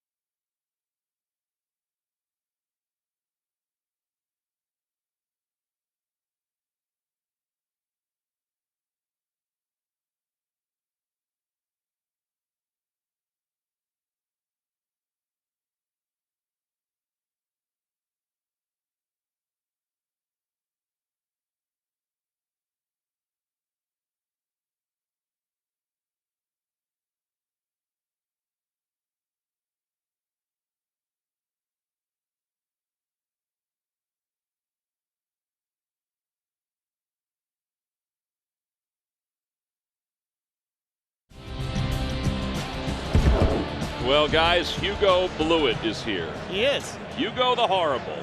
He's been cryometrically preserved for the last 100 years. He's never seen a mascot. And was not a very good umpire, and hence the nickname Hugo the Horrible. So why would you freeze a horrible umpire? Just because they wanted him to get better with time. Oh, okay. He was known as a no-nonsense umpire. And Hugo Blewett. Hugo Blewett. He was a little confused by the Fanatic I believe he's going to wind up being a friend of the Fanatic as this year goes on. Everyone is, Tom. Yeah. He'll turn him. Go to the top of the 6th inning. And Aaron Nola, who has 9 ground ball outs, 5 strikeouts, has the count 1 ball and 1 strike to Christian PHI. PHI, fielder's choice, his first time up. Only 1 hit for the A's. It was a home run. And the 1-1 pitch. That's in there, 1-2.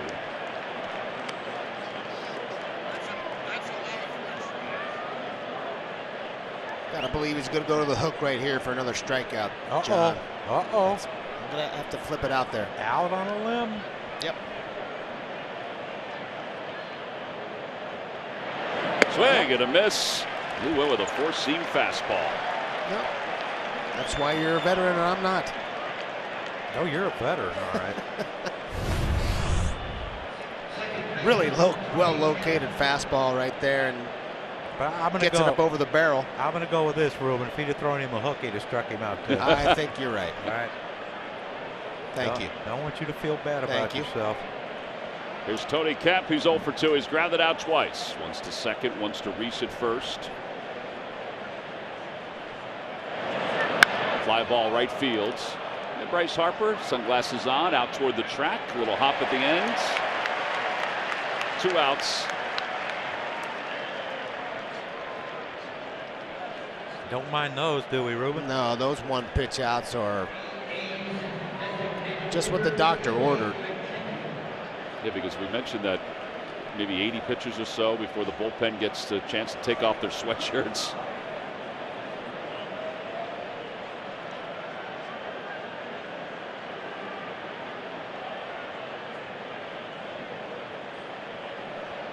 Here's Billy McKinney. He's 0 for 2. He's grounded out and struck out. Curveball. He's got it all working today. I mean, the control of the curveball has been just on point. And the mixture of the 2-seamer and the 4-seamer. And it's got to be very tough to see that curveball rotation with the shadows in there. And then the changeup.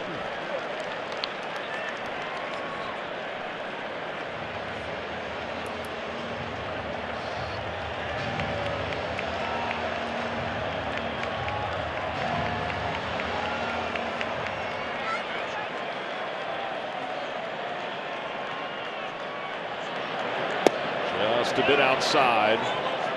Now you 2-seam him in.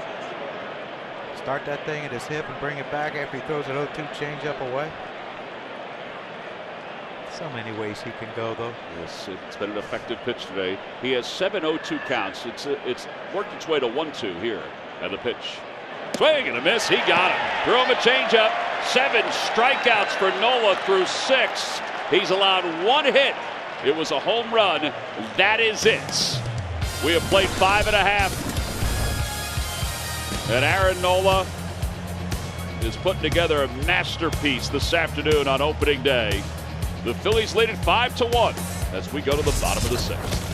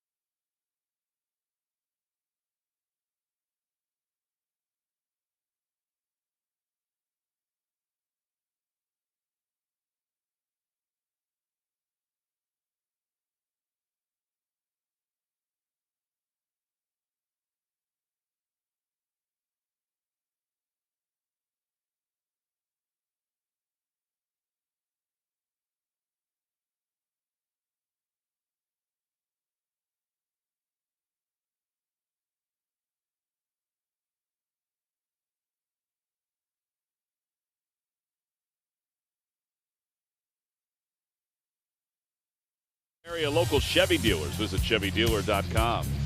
And by the Pennsylvania Lottery, Pennsylvanians are scratching their way to fun thanks to Pennsylvania Lottery Scratch-Offs. Players must be 18 or older. Please play responsibly. That's a good way to start the day. Kyle Schwarber, a leadoff home run in the bottom of the first inning, gave the Phils a 1-0 lead. They've added 4 more. By the way, some of the concession stands here at the ballpark. It reminds us that our buddy Kevin Tedesco from Aramark is not here today. Kevin's actually in the hospital, but getting better. Will be in for the next couple of days. And we want to send our best wishes out to him for a speedy recovery. Because if you remember last year when the net fell behind home plate, Kevin from Aramark was one of the guys, the first people down in the Diamond Club to help hold the wire to get the net back up again. We voted him MVP. We did. I think we did vote him MVP that day. Well, he's always an MVP in our hearts. So get better, Kev. Get back here to the yard. Get well, Kevin. All right, so Bryson Stott, Major League debut today. And this young man, Jacob Lemoyne, making his Major League debut. Yeah, the 28-year-old pitched in pretty good year in AAA last year. 7-4, the 2.86 ERA, 56 and 2/3 innings pitched, 41 hits, 29 walks, and 43 punch-outs with a 1.235 whip. He's got a pretty darn good sinker, 191 and 97. Kind of a little reminiscent of former A's closer Sean Doolittle. Except he's right-handed, but the glasses, the beard. Yeah, he's kind of a maximum effort guy. So we watched a little bit of his tape, and this guy's, the ball comes out of his hand and kind of explodes, especially in on the right-handers. And if he can ever get to the point where he can throw consistent strikes, a chance to be pretty effective. 1 ball, 1 strike to Reese, who's got 2 hits today. 2 RBIs and a run scored. He's had a nice day. I honestly used to love facing guys like this that were proud of their fastball. It's those guys that were proud of their fastball, but they were even prouder of their off-speed pitches. Yeah, that off-speed pitch was not my cup of tea either. Mom, I'm coming home. They're throwing breaking balls. You know how many people you talk to? I might have been able to make it if I could have hit the breaking ball. Well, no kidding. Yeah, exactly. Down low, ball 4. And Reese draws a walk. Back in the 3rd inning, our Toyota Camry turning point. Reese Hoskins up, opposite way, little floater, brought home a couple. And look, Reese is going to have so many opportunities to drive in runs if he remains hitting 5th or 6th in the lineup behind the rest of these guys. And if he can consistently hit the ball the other way and not pull off, he's going to have a monster year. And they don't have to hit the ball out of the ballpark. The ball will go.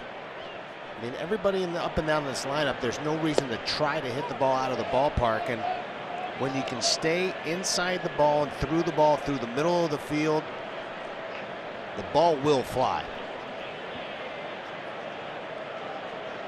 Yeah, them ones in the 2nd and 3rd deck up there in right field are nice, but that one that scrapes over the left field wall counts the same. Didi takes low, and it's 1-1.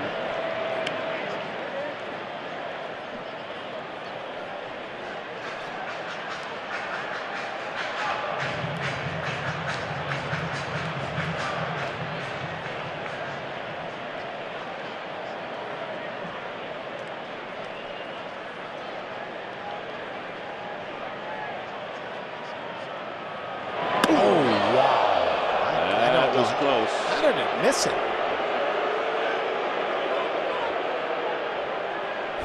That was close. Well, that's awfully scary. He doesn't really know. He's probably pretty pumped up, this kid Lemoyne, and my goodness. Especially he turned the right way, though. Yeah, that's he the did, perfect way to turn.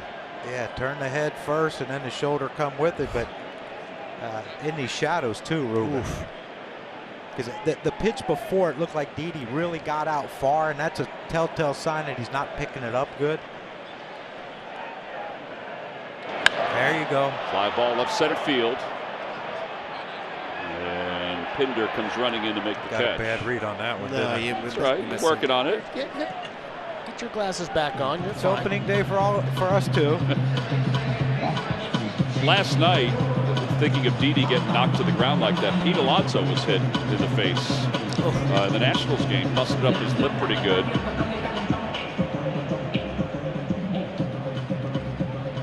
You never want to see that. I know it's important for pitchers to pitch inside, but they're throwing with such velocity now that you really hope that they work on being able to command the baseball better. Dean Segura delivers, takes the pitch outside. It's 1-0. Think that'll get better, John? What's that? I wasn't listening. Guys throwing. What's new? My attention span's not very good anymore. So what? They're already tuning me out. It's the first game. It's a long season. Oh, this is only opening day, isn't it? Wow. Sorry. I just get concerned about, there's so much emphasis on spinning the ball and creating velocity that it can be dangerous for the hitters because guys are just not commanding the baseball the way they should be commanding it. Yeah, I mean, you see it though, and all through. In starting in Little League. Boy, he throws hard. Yeah, but the bases are loaded and they ain't got an out yet and they haven't got a hit. What's good's that? All 4, walked him on 4 pitches. 2 walks in an inning.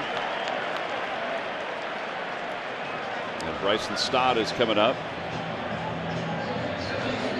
Scott Everson's coming up. So this is the drop-off of when they took away the substances, guys being able to, it dropped off pretty aggressively. I mean, that's pretty amazing. Yeah. There were some guys that were able to adjust, like they had that little blip of going down and then they kind of figured some things out. So now they're looking at the fingers more than anything else. Yeah, they're having a uniform rosin bag for everybody. Right, two of them. One for each team. And it's got a little substance on it. And they're actually very sticky. I've heard if you actually grab it, grip it, and you lick your fingers, it can get very, very sticky. They can get some grip. And they are working on a baseball that has a little bit more tackiness. I think they're doing that in the minor leagues as well. Like they're working through. They have in Japan, right? They have it in Japan, Japan, they use that tacky ball. And apparently all the pitchers over there love it, according to, my guys that scout the Japanese league. Yes. Mm-hmm. You have a lot of those guys. Yeah, there's a few in there. There's a few in the old contacts, Tom. Bryson Stott takes a strike. It's 0-1. You're worldly, John. International man, Mr.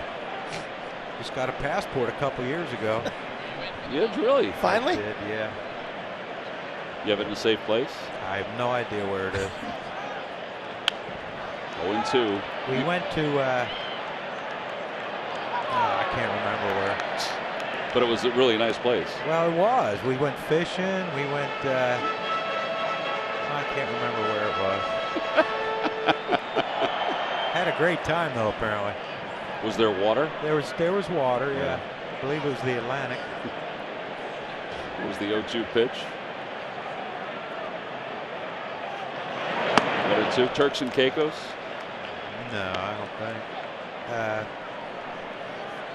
How about Aruba? Mexico?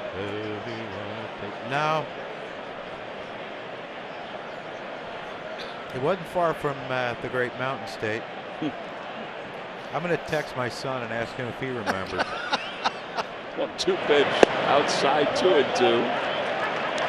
Nice job by Stott laying off that pitch. Now would be a good time for that first major league base hit.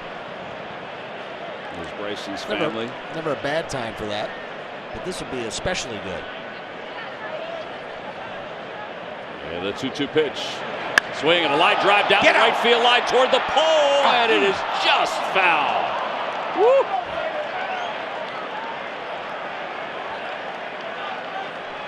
That'd have been exciting.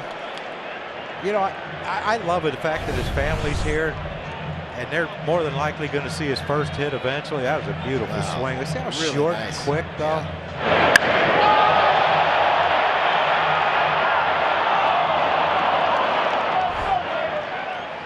She liked that loud foul ball. It was loud.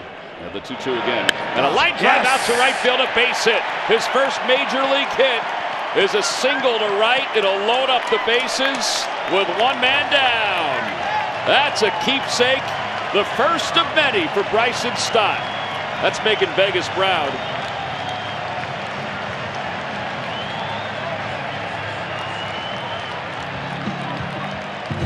They really had a couple of nice, really good swings. He fouled a couple balls off and then gets a ball down and in and just takes a nice smooth swing at it. Mama, girlfriend, all happy. They had a lot more coming off that bat before this year's over. Believe but that is, Tom, you're numb at this point. Like yeah. you're in your head. He's confident, and you have to be to get to the big league. But in his head, he's like, holy crap, I just got hit in the big leagues. Woo! That's exactly correct. You almost can't feel your feet. And how about how he turned right away to see if the run scored? Yeah. So he get his RBI, too. He'll get some of those. Bases loaded, 0-1 to Veerling. Veerling today 0 for 2. Down low and away. 1 ball, 1 strike.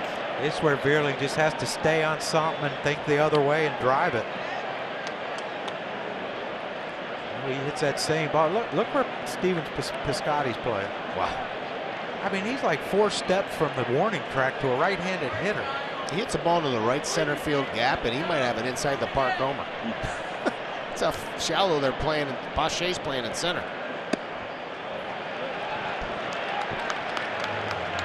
That's incredibly shallow where Pache is playing. I would agree with that. Yeah, if you were just tuning in, you'd probably think, oh, man, bottom of the 9th, and he has to cut the run off at home with less than 2 outs. He's backing up now. He just took a couple of steps back. Another 2-1 at the knees, 2-2. Got to make contact here, John. Yep.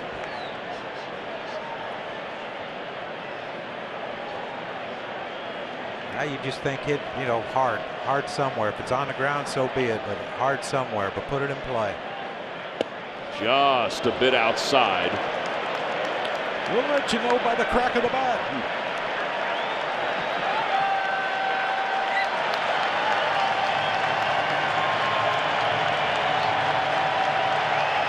Gotta believe he's got to look away again. I mean, he's been pounding the outside part of the plate here. 25th pitch of the inning.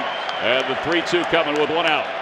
And a fly ball out to right field. Going back on it is Piscotty. It's going to stay in the yard. He makes the catch. Tagging from third is Hoskins. He'll score. It's a 6-1 game. Veerling comes through with a sacrifice fly. Nice job by Segura, too, to get over to third. Look, you would have to think that if any other team was playing,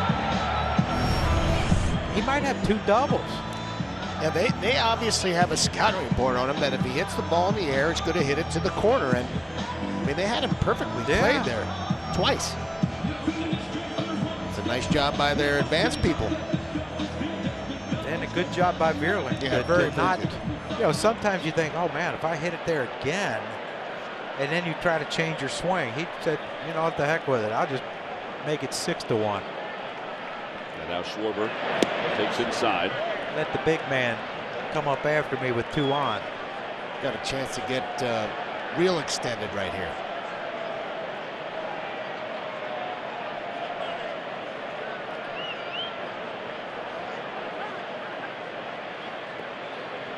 I think I could have been an American League manager. Really? I think you just make the lineup. You don't have to think too much. Just let it roll out there. Let it roll, man. Pitching coach, hey, what do you think? Do you think he's getting tired? All right, go get him. Well, in this day and age, John, you would be a National League manager also. I know. That's what I mean. I think I can manage today. But no. But no. Well, first you have to figure out where you went on vacation, and then we'll... Now, I just got a text from my son. Yeah. He wrote Bahamas with a question mark. Apparently, chip off the old block. Apparently. Oh man. Apparently, it was a family bonding outing. I think you're gonna have to ask Kira. Yeah, I'm gonna text Kira. Kira might know. 2-1. Runners on first and third. Phils have scored a run here in the 6th. They lead it 6-1.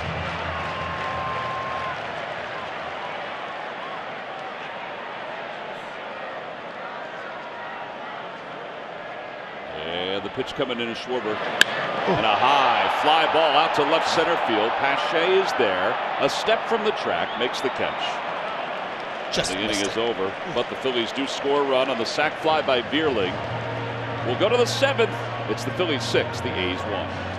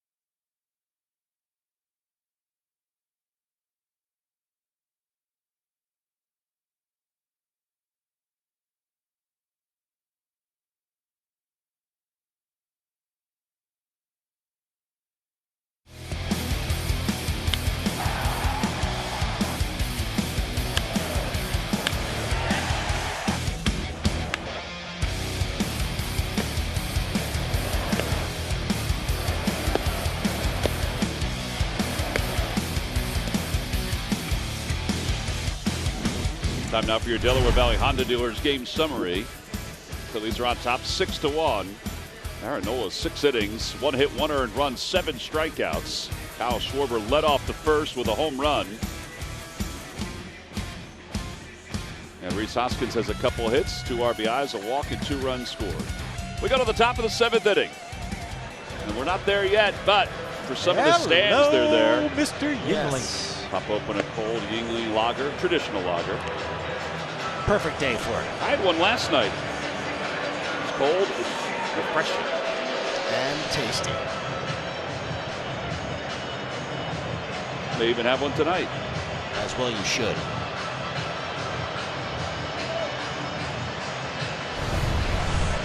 Good thing Gene Segura's here. Making sure. I don't know about you guys, but I did that the other day when I left spring training with my suitcase, because somehow my suitcase had more clothes in it than when I got down there. Were you a little over? Or No, just I was to on try the to charter. get it to So zip it. Did you give it the soft release when you put the... I did not. That one's hit down the third base line. It's going to trickle to the corner. And Sean Murphy's going to have an extra base hit. Just the second hit of the day for Aaron Nola that he's allowed. And here's Chad Pinder coming up. He gets a high fastball and turns on it.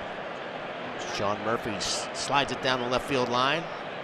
Valiant effort by Bryson Stott. He had no chance at it. Well, Philly's going to get bullpen action. Familia's going to start to warm up. I think we've come to the conclusion that it was the Bahamas. Okay. Did you get confirmation from? Well, kind of from my son.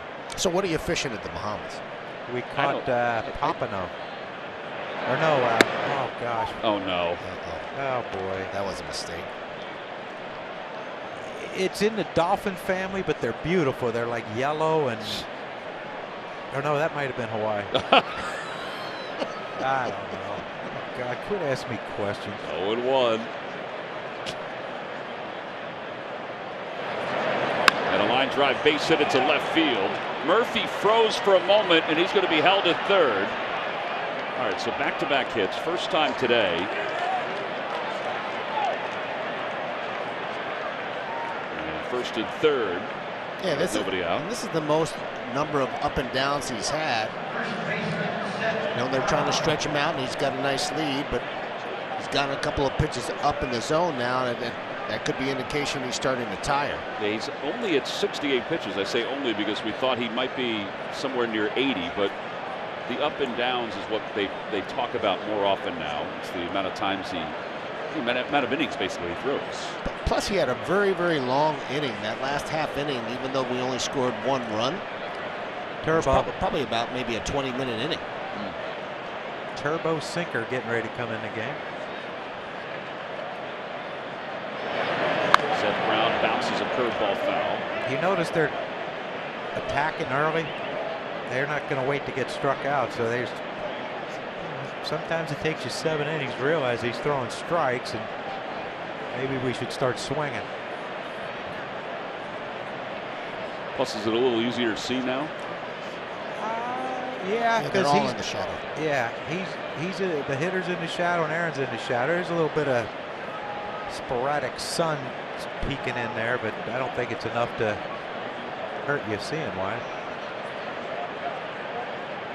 Fastball upstairs, 1-1. Yeah, he's not driving the ball down as he was earlier in the game, and again that long layoff in that last inning after having thrown 6 innings already, I think that may be infecting a little bit, and it's the reason why we got somebody working in the bullpen right now. How about his splits though? 53 strikes, 17 balls today.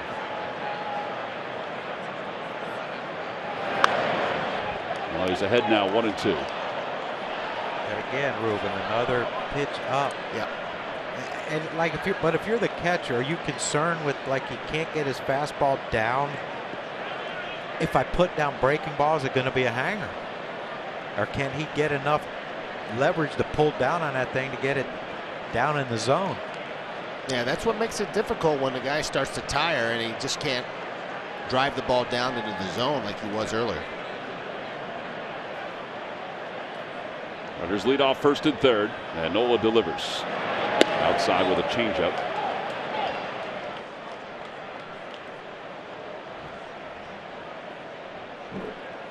Seth Brown has grounded out to second. He's also struck out. Andrus is on deck. And this may very well be his last hitter if he does not get a ground ball for a double play.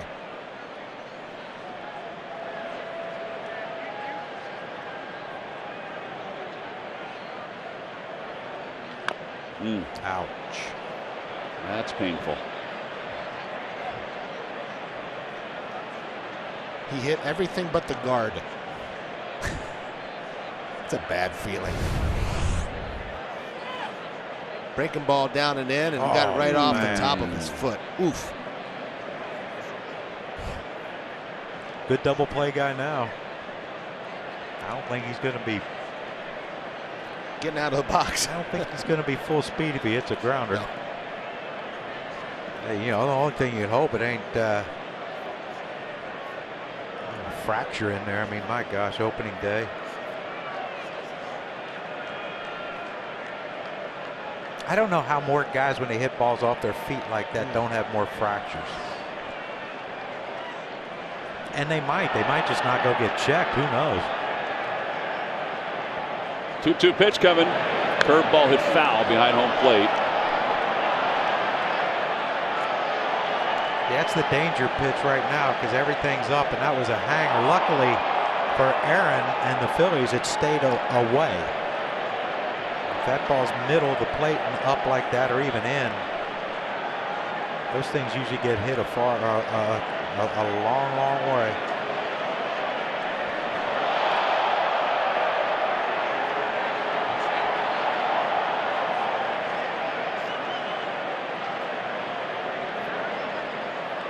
Aaron set to go, and again the 2-2. Just a bit high, 3-2.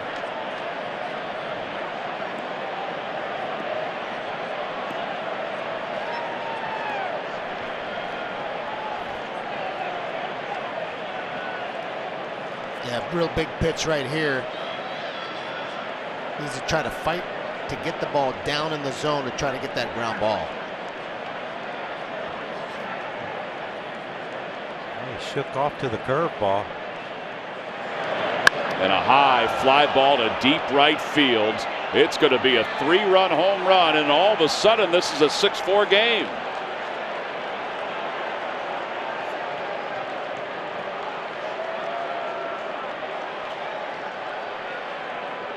Well, talked about the amount of 2-strike home runs that he allowed. He's allowed the last several years. There's one there. It's a 3-run home run. It's 6-4. Here comes Joe Girardi. That's going to be it for Aaron Nola. And he just ran out of gas here in this 7th inning. So he'll leave after 6+ innings, 4 hits, 4 runs. He didn't walk anybody.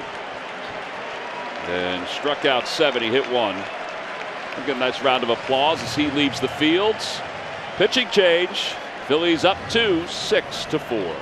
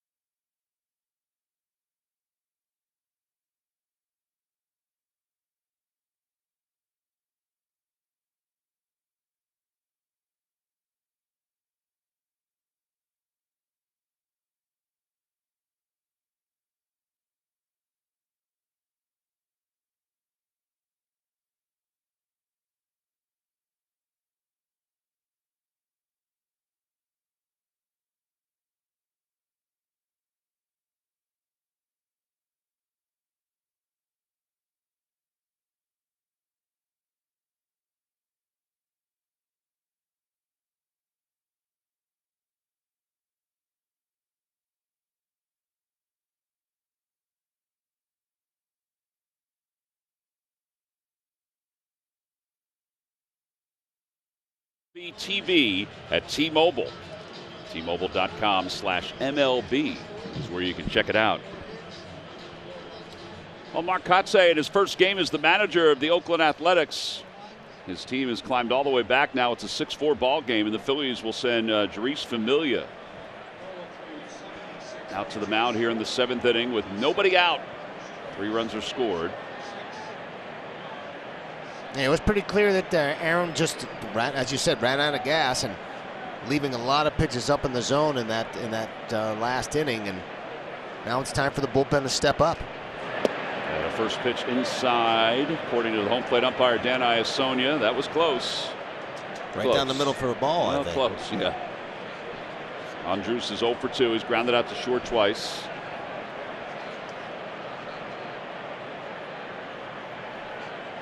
Inside, 2-0. This is the 500th career appearance for Familia. Yeah, it's so important for him to get off to a good start. He's a confidence type of pitcher, and this is the spot that he should be pitching in the 7th. I think this is his 6th and 7th is really his role, and it's something that's so important for this team. And they blew so many of the games last year. What, 14 after leading in the 7th inning or beyond, yeah. Was their bugaboo last year, and something that really, I think Joe Girardi and the staff are hoping that that changes pretty dramatically this season. Little dribbler in front of the plate. It hit Andrus, so it's a foul ball. 2-2. Joe said today that it would be Familia and Hand in the 7th and 8th innings. That's how he would look depending on the matchups. And then Corey Knebel would be the closer. Obviously, he's got other guys like Sir Anthony Dominguez, Alvarado, and even Connor Brogdon. Yeah, and I do believe that those guys, depending on what kind of success Hand and Familia have in those roles, those guys hopefully will drip back there and get the confidence that they that they need. The young pitchers really need to gain that confidence, and hopefully they can do that as the season moves along. 2-2 pitch. Left side. Stott charges, scoops it up on the grass, throws on the run, and Reese can't hang on. It rolls up the right field line. Andrews did kind of make a turn, but he gets back ahead of the tag.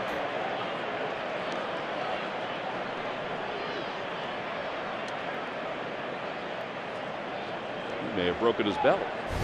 Yeah, not an easy play right here for Stott. He comes and gets it very well. Has a nice exchange, and he just throws it a little bit down and in, and that's a very, very dangerous play for the first baseman, especially the right-hander. Is that a mistake he made, though, when he caught the ball and he looked at Andrus instead of just dialing in on Reese? His eyes peeked at Andrus to see where he was. Yeah, I mean, your first reaction has to be right to the glove, right to the first baseman's glove. Yeah. And he's not a veteran at third base, hasn't played a whole ton of third base, and it was not a bad play. It was just the throw was just sailed a little bit into the runner, which made it very difficult for Reese, and he's had issues with that play. I mean, he's been injured on that play in the past. Well, that'll bring Kevin Smith up. Still nobody out. Runner at first. What was the scoring on that? It has not been scored as of yet. And a first pitch sinker in there. All right, it is an error. On whom? E3. Wow. That's a tough one.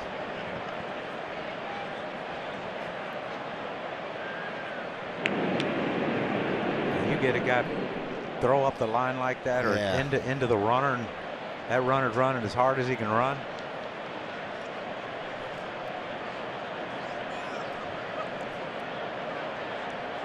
Swing and a miss. Heavy sinker. And it's 0-2.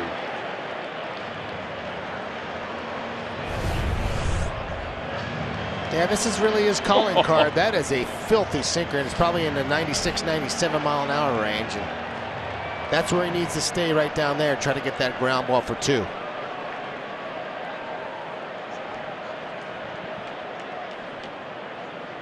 Brad Hand starts to warm up in the bullpen for the Phils.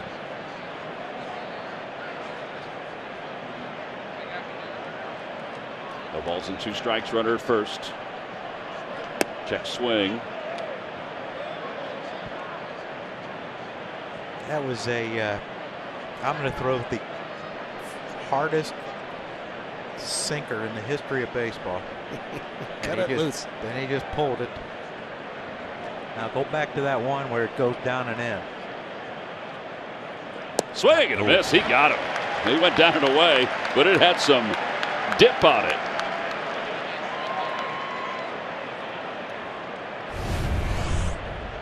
This is an exploding sinker right here. How do you throw it that hard and have it move that much? These are the additions the Phillies have picked up out of their bullpen. 1-year deals.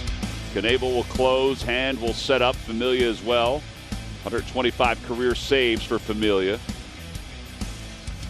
Yeah, just a whole ton of veteran presence there, and most of those guys are sort of, except for Knebel, are kind of on the back end of their careers, but they still can be effective. They've got good stuff.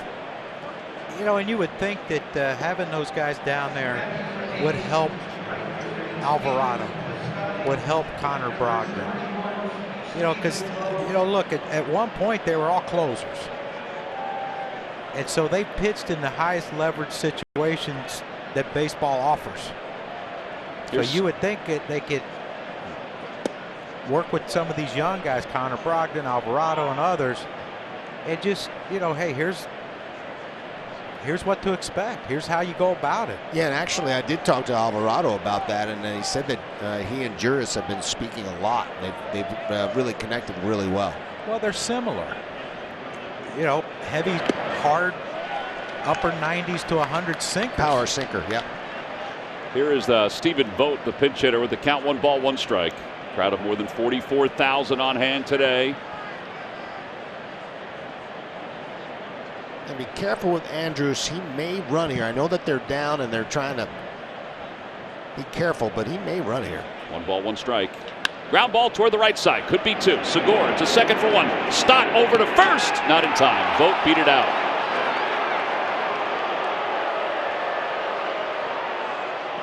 Well, that might be reviewable as well. Yeah, Joe says hang on, or asks to hang on. 4-5 on the putout at second base. And Vogt really got down the line. I was surprised how well he got down the line right there. Yeah, but you know, that's one of the issues with the shift, how deep Gene had to play.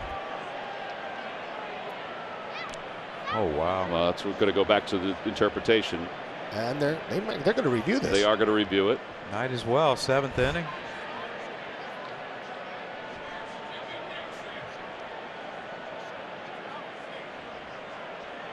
Dan Iasoni's going to explain it to Mark Kotze.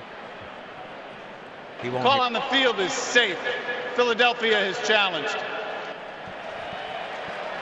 Kotze couldn't have heard that. I'm assuming that's what he was telling him.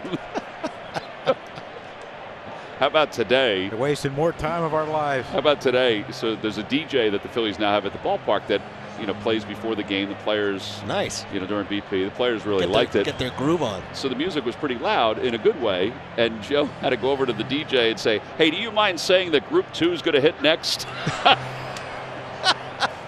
So he did, and Joe thought it was funny too when he came back. Familia's just going to warm up a little bit. Again, no headsets off the from down under. A little wireless interaction between the umpires and the Rock, as they call it. Boy, that's really close. Like, where is it in the glove, I guess, is what they'll decide. I got a feeling that it might be an inconclusive one. But look at the stretch by Reese. Not to nitpick, but he didn't quite went after more review. Sideways. The call on the field stands. The runner is safe. Philadelphia loses their challenge. Stands. So that was the inconclusive part.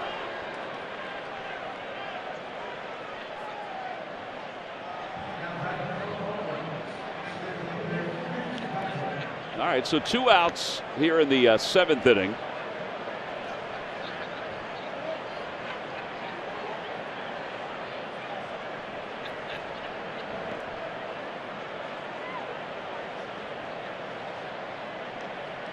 And PHI swinging a miss at a sinker.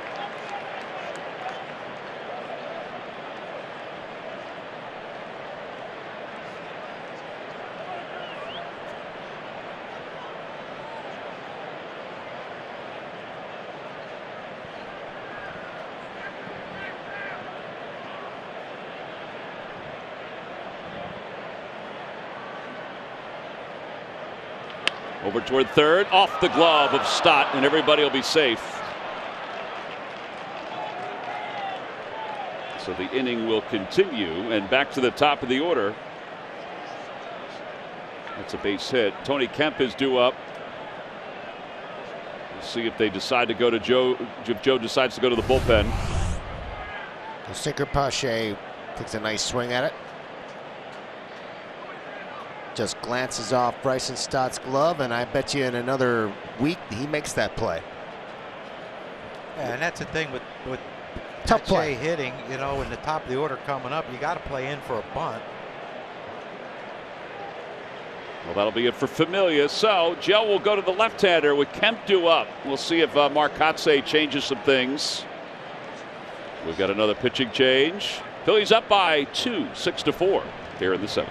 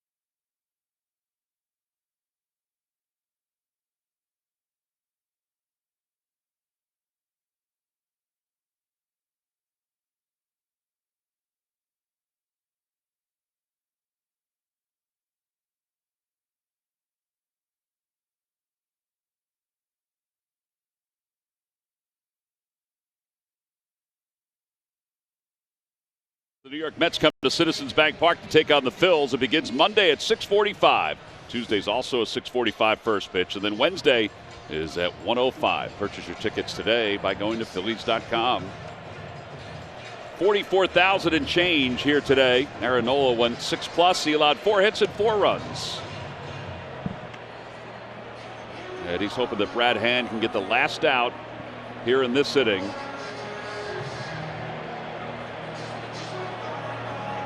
Well, this is why they brought these guys in here, is to try to shut down these games late. Really a problem for them last year, and hopefully Brad Hand can make the pitches he needs to make against this left-hander. Tony Kemp, left-handed hitter out of Vanderbilt. The runners at first and second. The pitch from Hands. Fastball on the outside corner, 0-1. He only had 97 plate appearances last year against left-handed pitching compared to 300 against right-handed pitching. Hit .240 against lefties last year. He's hit a ground ball twice. He's flied out once. And the 0-1 pitch coming from Brad Hands. Way outside. Yeah, I thought there might be a chance we see Jed Lowry. You know, he got some pop in his bat. Switch hitter, you know, one swing and Oakland's leading. And versatile enough where he can play anywhere defensively.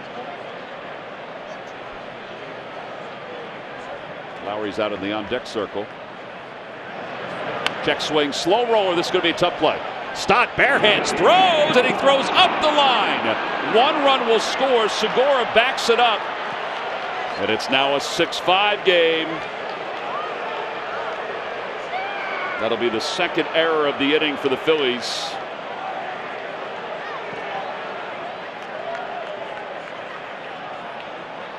Yeah, another very, very tough play for Stott, and he comes to get it very aggressively. Nice job by him getting it, and in fact, if he throws a strike here, I think he gets him. Nice bare hand right here, and just throws it into the runner once again, and really Rhys Hoskins has no chance of being able to make this play. And now second and third. The tying run is over third. It'll be a single E5. The error allows the run to score and the runners to advance an extra base. Lowry takes strike one, 0-1. 4 runs have scored in the inning for the A's. The Phillies still lead it by 1. But all of a sudden, this has gotten a little uncomfortable.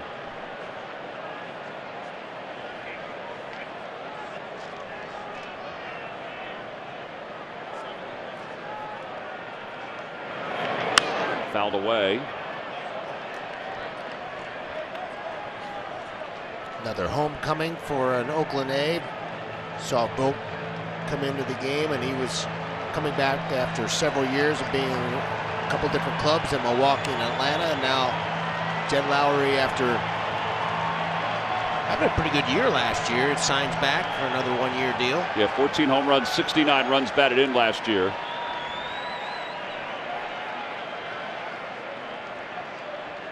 It's his third go around with the Oakland Athletics. Hands ready, and the 0-2 pitch. Up high, 1-2.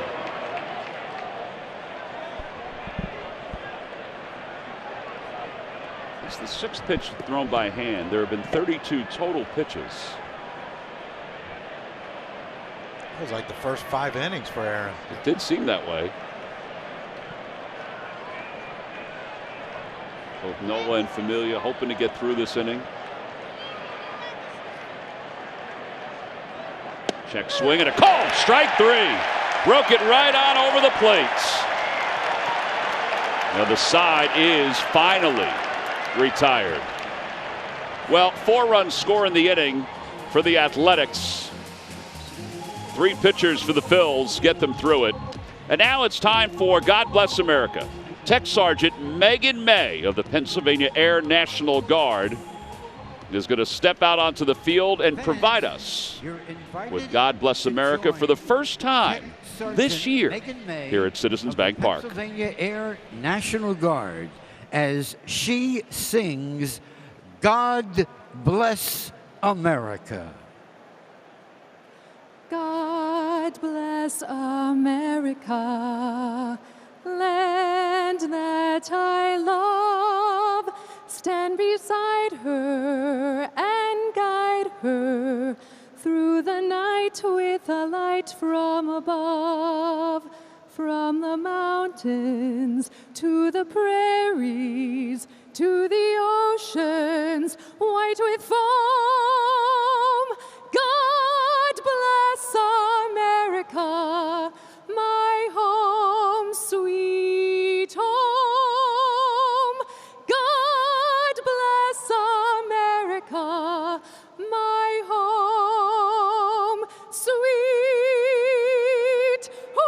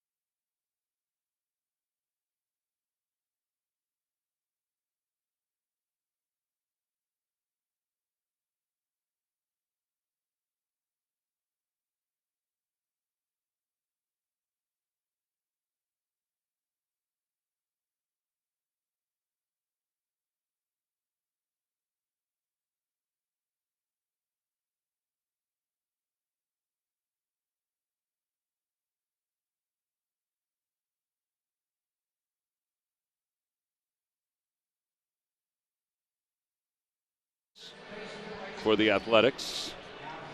And moving from first base over to right field is Seth Brown. And Domingo Acevedo is the new pitcher for the A's. As we go to the bottom of the seventh inning, the Phillies and the A's are now locked in a tight one. It's a 6-5 game.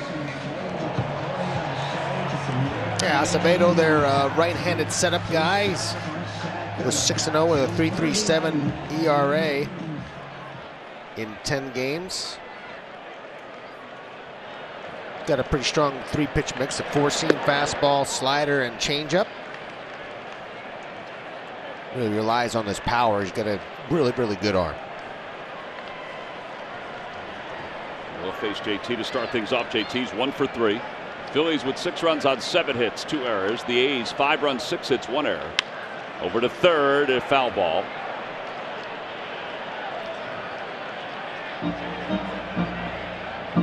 Oh, and 2. JT, Bryce Harper, Castellanos. 2, 3, and 4 for the Phils.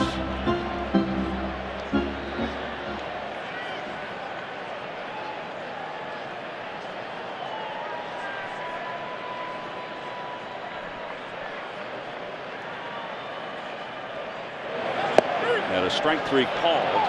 An 0-2 changeup. And 1 out here in the 7th. Yeah, this is one of his best pitches. He's got a changeup and very good action on it. Kind of froze JT.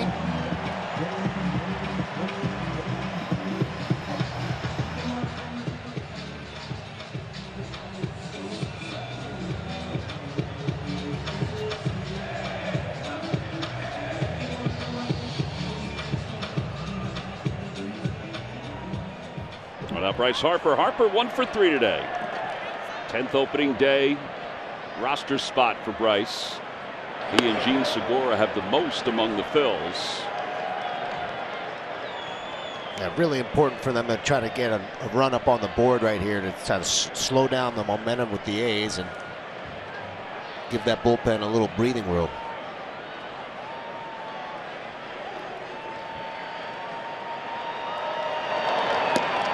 Right through the 5-hole. 2-0. It's a good take. Bryce has been, you know, we saw him, well, the last spring training game you and I did, T-Mac, he chased off speed early. This at bat, or this game here, he had a couple off-speed pitches early that he chased. He took that one there to get the 2-0. No question he's not going to throw a fastball more than likely. Nope. Another changeup, 3-0. Yeah, that changeup is bread and butter. And back in the day, you get that 2-0 fastball. But that's the thing, you know. People say, you know, look, he hit over 300 last year. It's amazing. But people say, oh, if he's that good, he should hit for a higher average. You try doing that. You try getting 2-0 and you know you're not getting a fastball. Inside, ball 4. You saw that note about his on-base streak. It's pretty incredible. And it puts a runner at first with 1 out here in the 7th inning.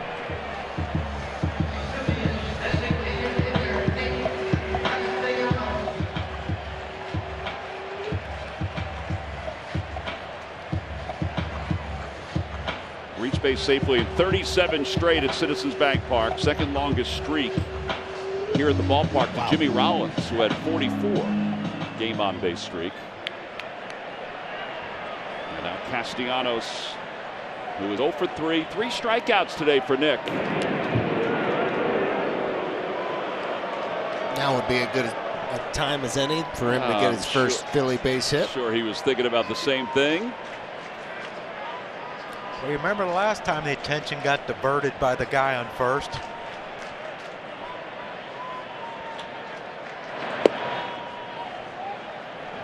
Didn't someone hit a homer? Yeah. Pretty good slider right there, and he's been throwing some pretty good off-speed stuff.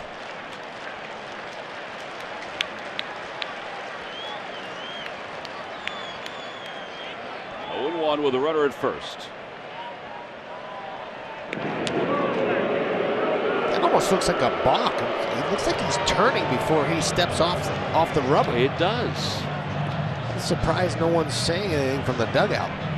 Well, they'll probably get this one. Well, he does it all the time. It's a balk every time. Yeah.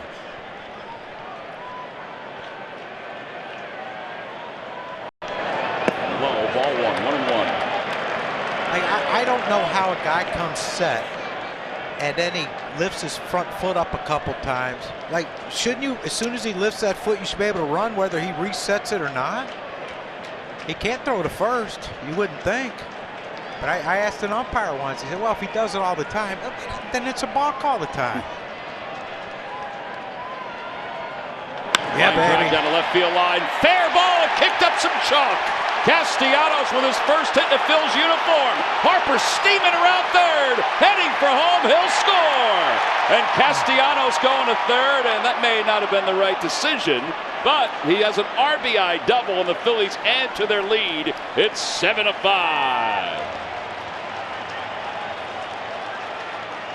Yeah, baby. Yeah, Tom, it couldn't have come at a better time for him. He gets a piece of cheese. It's a fastball in off on his hands, and he somehow keeps this ball fair.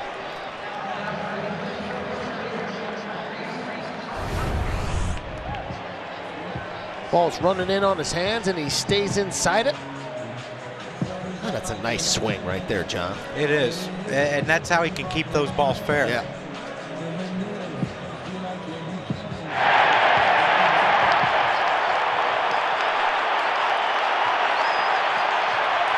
That helmet was slowing him down a little bit, I think, John. Well, he's more aerodynamic with the shorter hair.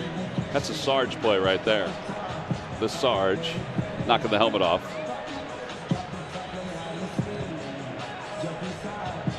All right, so Joe was talking to Dan Iassogna about something. I don't know what it was. I'm thinking maybe that Castellanos thought he maybe got his hand in there at third base before the tag. Okay, and the Phillies already challenged and lost their challenge. So at this point, they cannot challenge. unless the umpires allow it. Is that possible? Thought it was after the 8th inning. Here's Rhys Hoskins. Got a pitch upstairs, 1-0. These are all Too many rules. Yeah. The A's, by the way, did look to see if that ball was fair or not, and it was. Right on the chalk. Right on it. 1-0 pitch to Hoskins. Swing and a miss. 1-1.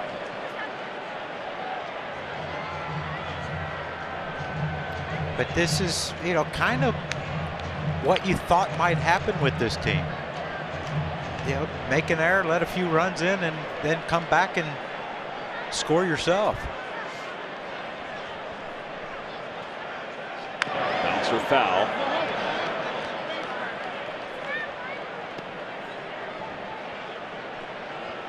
Now you saw a couple of pretty big swings right there from Rhys, and here's the reason why I believe.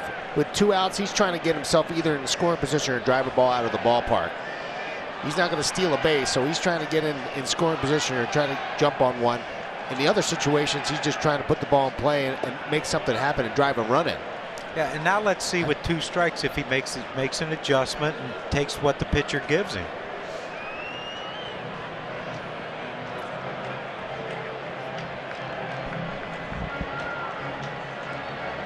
And the way the ball flies out of here, if you're on first, you're in scoring position, really. With Didi coming up, Didi got some pop in his bat. Pull power. He went around. So that'll retire the side, but the Phillies and every insurance run is important at this point. And they got one on the RBI double by Nick Castellanos. His wife had a front row seat to see it. 7-5 Phils.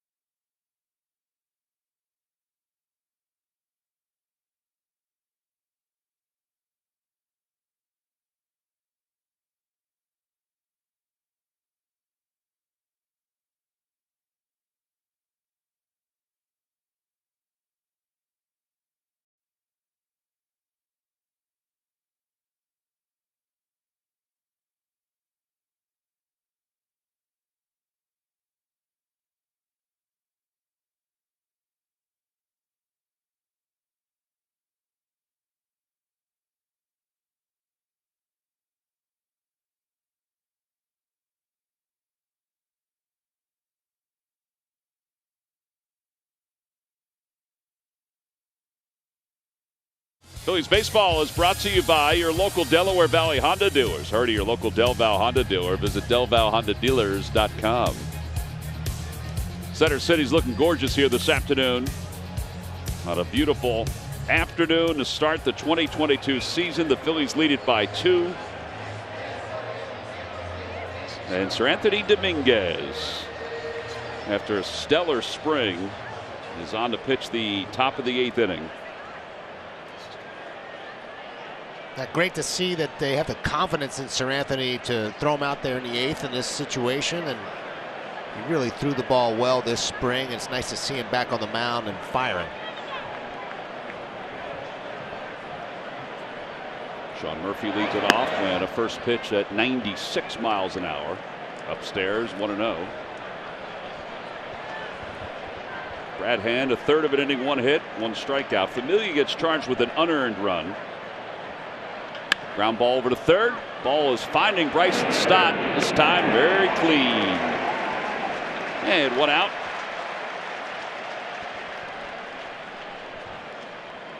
Yeah, Bryson's had a couple of tough plays that he's had to deal with, and probably hasn't seen a lot of those plays that he's had to make in the very first game of the season. And a couple of challengers, but he's handled the routine ones pretty well. Yeah, what did Bobby Dickerson say the other day? It's angles. That's the biggest thing that he's had to adjust to from shortstop to third. Angles. And there is a pretty big difference. There's no question about it. It's more of a reactionary type of position than being as short. You can read the hops better. How about this? Yep. Like a magnet. 2 outs. They're working on him. And that was hit so hard he didn't have time to think. But the more he gets, the better it'll be. Yes. As far as his understanding of everything? Yes, because he's a good athlete. And he's a confident athlete. He believes in himself and believes in that he belongs. And I think he'll just continue to make those adjustments as he goes. Here's Seth Brown. He'll take low, 1-0.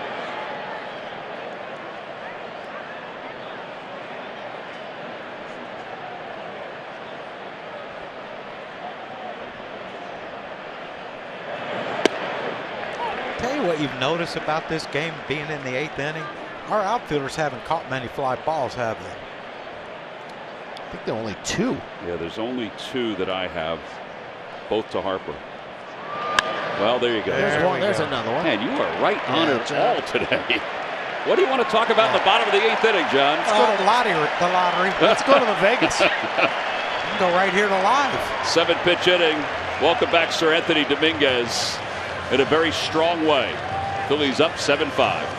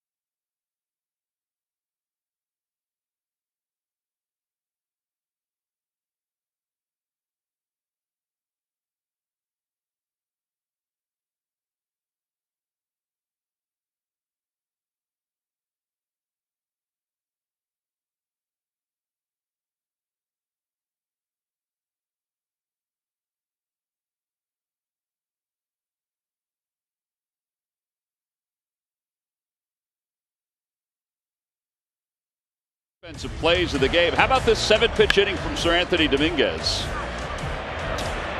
Really nice job of him just throwing strikes to see the confidence in the guy. And Bryson Stott, after having a little bit of a tough defensive day early in the game, falls like a magnet to him. He makes a couple of easy plays, and then Sir Anthony serves up that little pop-up to Mr. Schwarber, and he has a really nice clean inning.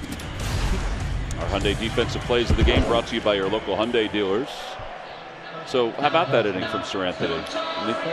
No runs, bridging the game. And velocity was good. And you know he was nervous just to get that inning in under his belt on opening day. But, you know, Ruben was talking about it during the commercial break, how important he is going to be to that bullpen late in the game.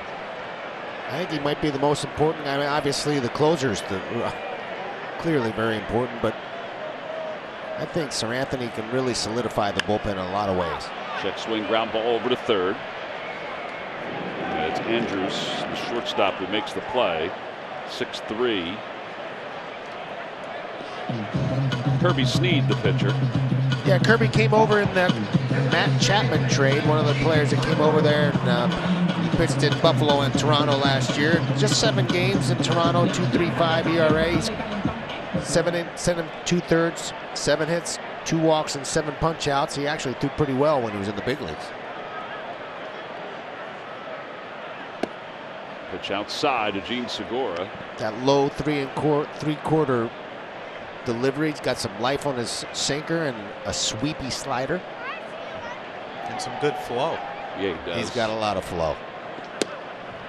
Outside 2-0. No haircut rules for the A's. That goes back to Charlie Finley. 3 in a row world champions. That what, he paid him to grow mustaches? Yeah. Talk to Gene Tennis about that.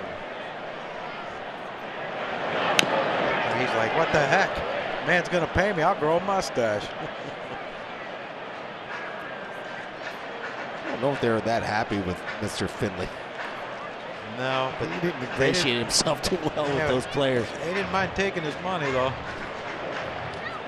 Except Catfish. Catfish said, "The heck with it, I'm out." I'm out. 2-1.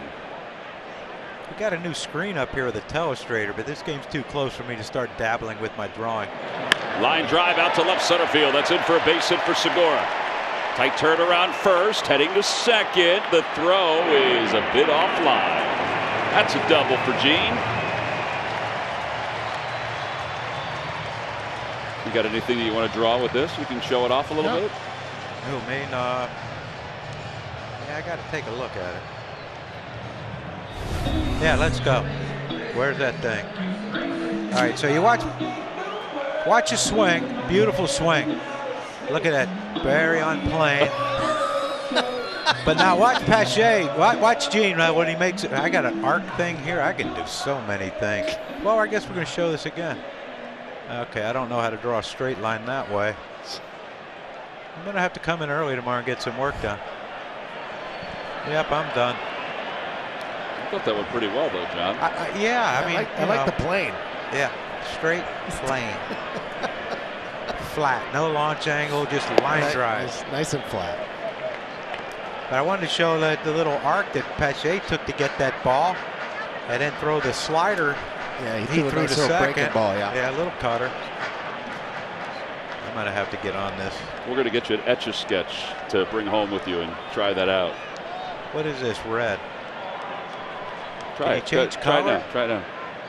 Oh, it's one. First pitch. How do I change the color? I think you'd have to go up to the menu, but I wouldn't do that now. I don't think I'd do that. 1-0 pitch to Stott. Breaking ball in there, 1-1.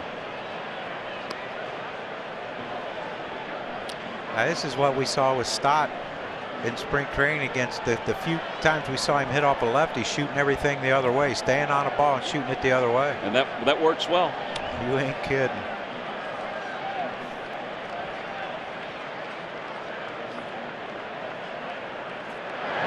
There you go. A little looper to left field. How do you do it, John? Segura will score. How do you do it? It's the first RBI in Bryson Stott's career, and it comes on a double. Yeah, Mom likes that. Back-to-back doubles for the Phils. It's now 8-5.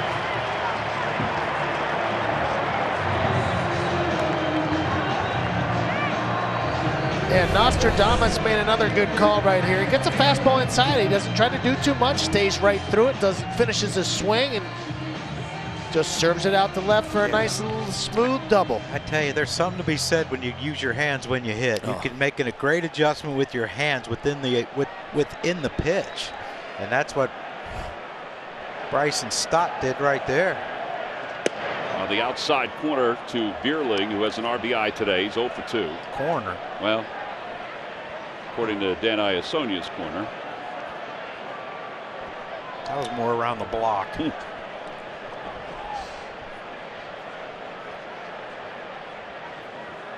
Well, new right fielder, so maybe he's playing a little more shallow. I think that might have been a better pitch. I'm glad he called it a ball, but that's pretty good. Yeah, Sean Murphy wants, he's having a little chat with him, I think. Well, he has a right to. Yeah. After if he called the first one a strike and didn't call that one a strike, you know. I don't blame him for being upset, but he could be more upset with his knock.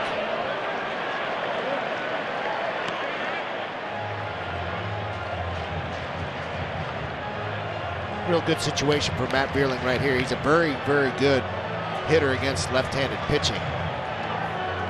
Just seems to see the ball extremely well against lefties.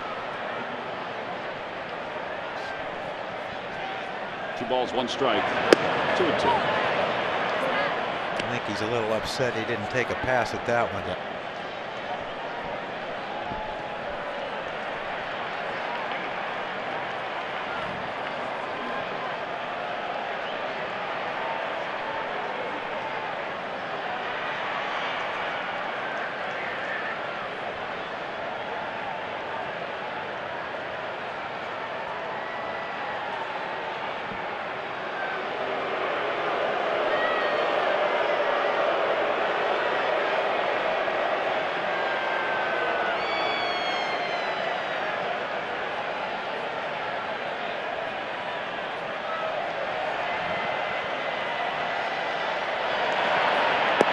Tell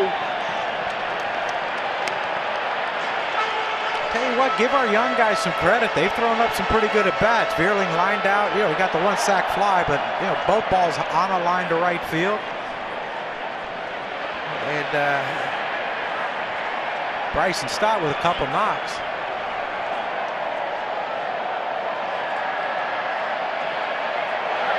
Opposite way. Foul. That's a beautiful thing, isn't it? Having that length like that. You can get a pitch off the plate outside with 2 strikes and just shoot it that way foul and live to see another pitch. Yeah, that's really annoying for the pitcher. Yeah. They don't like that. If the guy thinks he makes it a perfect pitch and it just gets spoiled, he flicks it out there and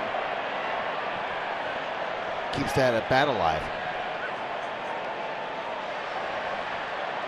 And the 3-2 pitch. Back toward the middle and diving stop by Kemp. What a play. Just in time to get Vierling. Over to third, Stott. All right, so here we are in the 8th inning. So now you can ask. Yeah, you can decide if the umpires will be their decision. Yeah, who would have gotten a better look at it than the guy at first? Yeah, I think he got it. That would chap you, wouldn't it, if the guy at second came in and said, hey, wait, I think I saw he was safe. Yeah, they got it. Tell you what, though, another good at bat by Vierling. Yeah. What else could you ask for? Just an outstanding play by Kemp, who is playing the outfield. He played second base, and now he's getting an opportunity to play every day at second base for the Oakland A's. And earlier made a kind of a poor throw in a double play ball, but makes a heck of a play right there. All right. Saves a run. Breaking ball, wild pitch.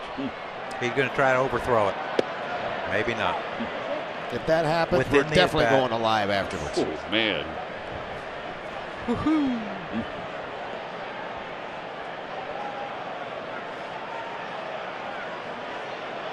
I'm not good with numbers, though, so you might be on your own there, pal. 0-2. Or apparently with vacation locations. I'm still not 100% sure it's Bahamas, No. but No, I'm not either. I'm like 97% sure it was Bahamas. Well, this might be when he says, you know, I can throw the greatest breaking ball ever, and he spikes it. From your ears, from your mouth, Jay. Line drive, base hit to right center field. A run will score. Schwarber with his second RBI. He's had a good day. The homer to start the first, a walk and a run, and now an RBI single. And Bryson Stott's checking things off also, guys.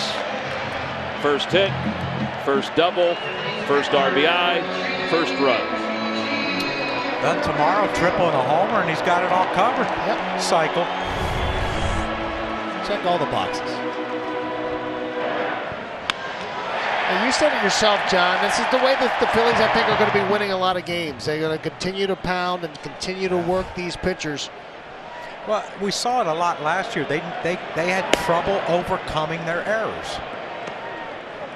And, you know, they still had a record over 500. They were close, you know, for a while there to having a postseason berth. But, you know, you throw these two guys in the lineup with Stott and Bierling and guys who, you know, the way they're playing the game today is the right way to play.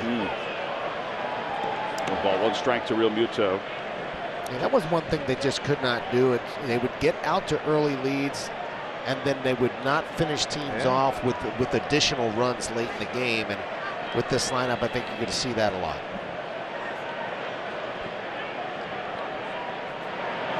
Phillies are 5 for 9 today with runners in scoring position. That'll work. But here's now it is 9-5. I get it. But this is a Bryce Harper at bat for JT.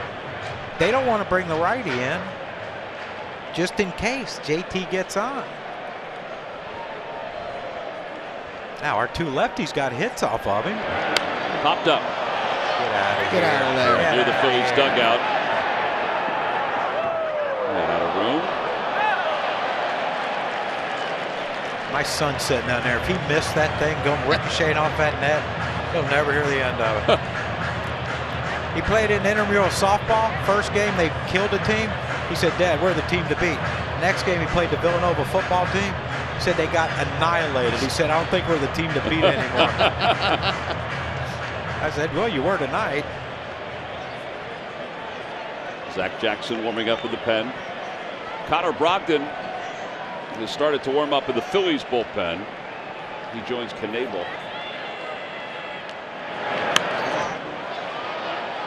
Now, I should have asked Joe, is Knebel a guy that, let's say they bring in Brogdon and he gives up a run and there's guys on base. Is Knebel a guy that would come in the middle of an inning and not have any issues? Yeah, he did it the other day in St. Pete. Good. But I also think that he's built that way because he wasn't always a closer. No. You know, some well, it wasn't last year with the Los Angeles Dodgers. I mean, he came in a lot of different situations. He was not closing. But that, you know some guys. Oh, yeah. I don't want to come in the middle of an inning. Put me in at the beginning or don't bring me in at all. They want the clean inning.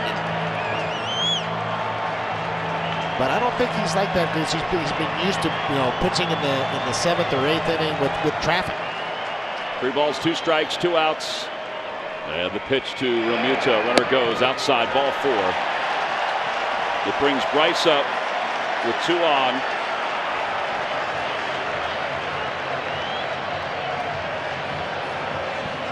Scott Emerson back out to the mound.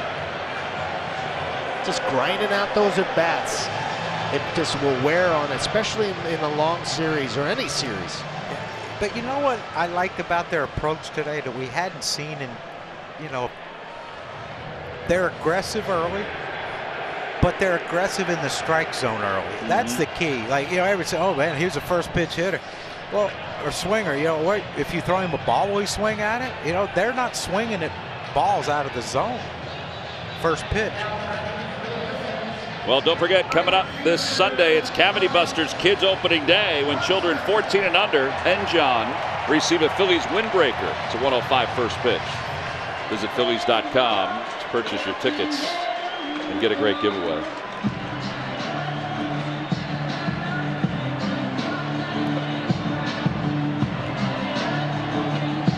There's no rule against getting a few more runs here. In the blow it is open. there? Blow it open.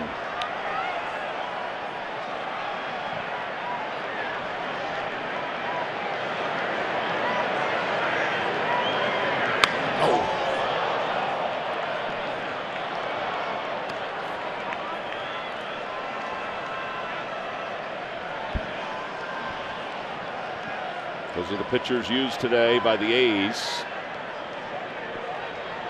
Really, the good thing about that is they've got 2 more games, and they're going to see these guys again. For them to have been able to see them already once, that's a big advantage to the hitter. And the 0-1 pitch outside, 1-1.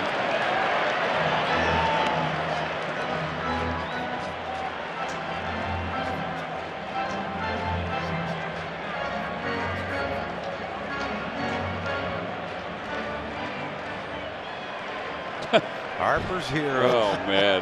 That's funny.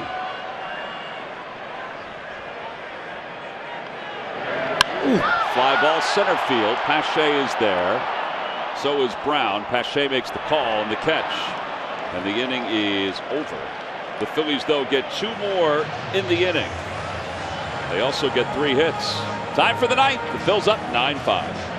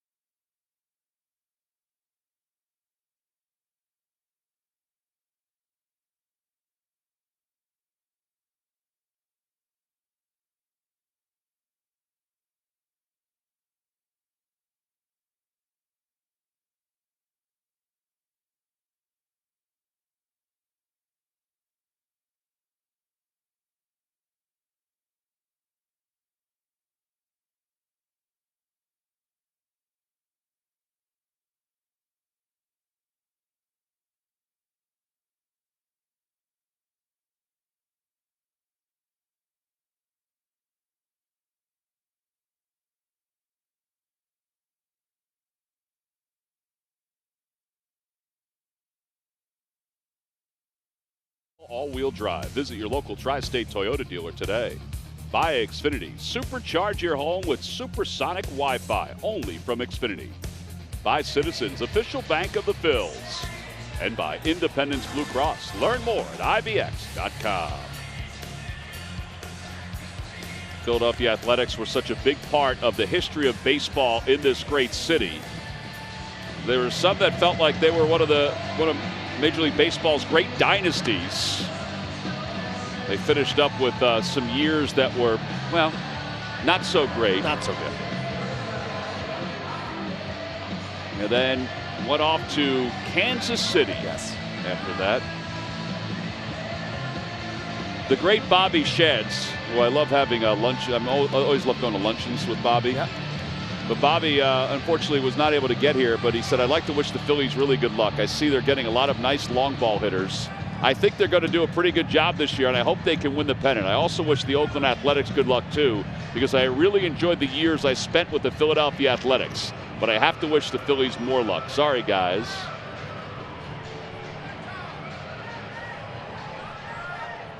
There's Bobby throwing out the first pitch here one time several years ago. Boy, he's got some stories. Oh, does he have some stories? I bet. All right, so here's Corey Knebel. He was all heated up and ready to go.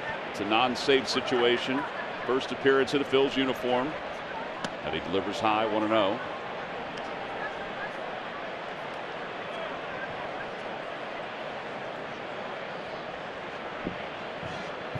Facing Elvis Andrus. Swing and a miss, 1-1. Every time a Phillies pitcher records a pitch of 95 or more, Comcast will make a contribution to Phillies charities. Phillies baseball is brought to you by Xfinity. Supercharge your home with supersonic Wi-Fi only from Xfinity.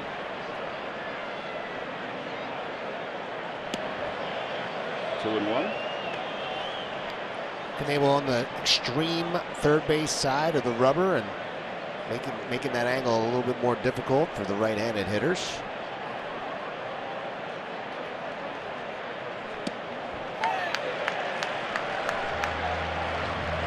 To 79. Great curveball. Yeah, that's not a whole lot of fun. Fun for us because we get to watch it. Swing and a miss. One down here in the ninth.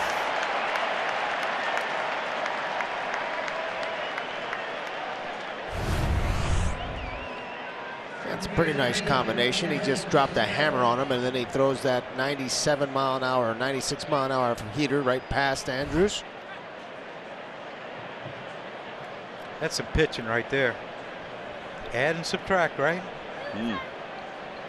Makes life difficult for that man holding that wooden bat. Fly ball right field. Harper going back toward the scoreboard, says he has room and does. 2 outs.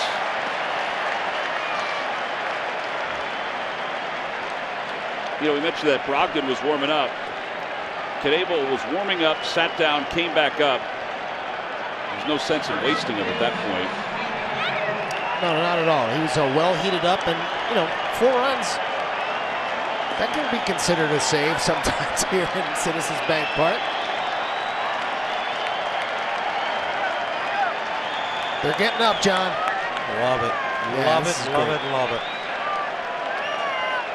And Vogt reached out a fielder's choices last time up.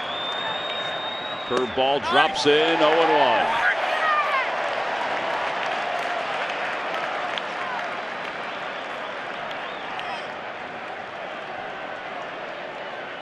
Three infielders on the right side.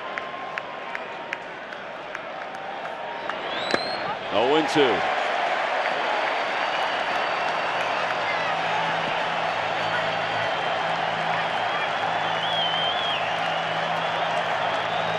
What do you got here? The hammer, John, or did you go over with some high cheese? I go high cheese and then the hammer. If he doesn't chase, then drop it on him. But he might want to keep his pitch count down. 44,232. There's the high cheese. There's some cheese. And here comes the hammer. And here comes Mr. Yellowhammer.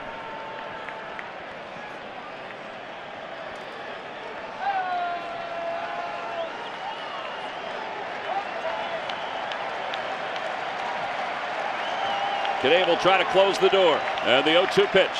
Swing and a miss. He got him. Heck with it. A high fastball cut on and missed by Vogt. It's a 1-2-3 ninth inning. And what a way to start 2022 for the Phils. They win it today by a final score of 9-5. Yeah, they smashed the bell today. And by the way, yeah, it's working. It's got some new lights to it. Love it, love it, love it, love it. Nice way to start things off. Yeah, big time. See, great to be with you guys. Our Chevrolet player of the game, Kyle Schwarber, leadoff home run, a single, walk, couple runs scored, a couple RBIs. Bryson Stott, by the way, how about this note, guys? First Philly to debut on opening day and collect multiple hits since Denny Doyle in 1970. Woo. Good for him.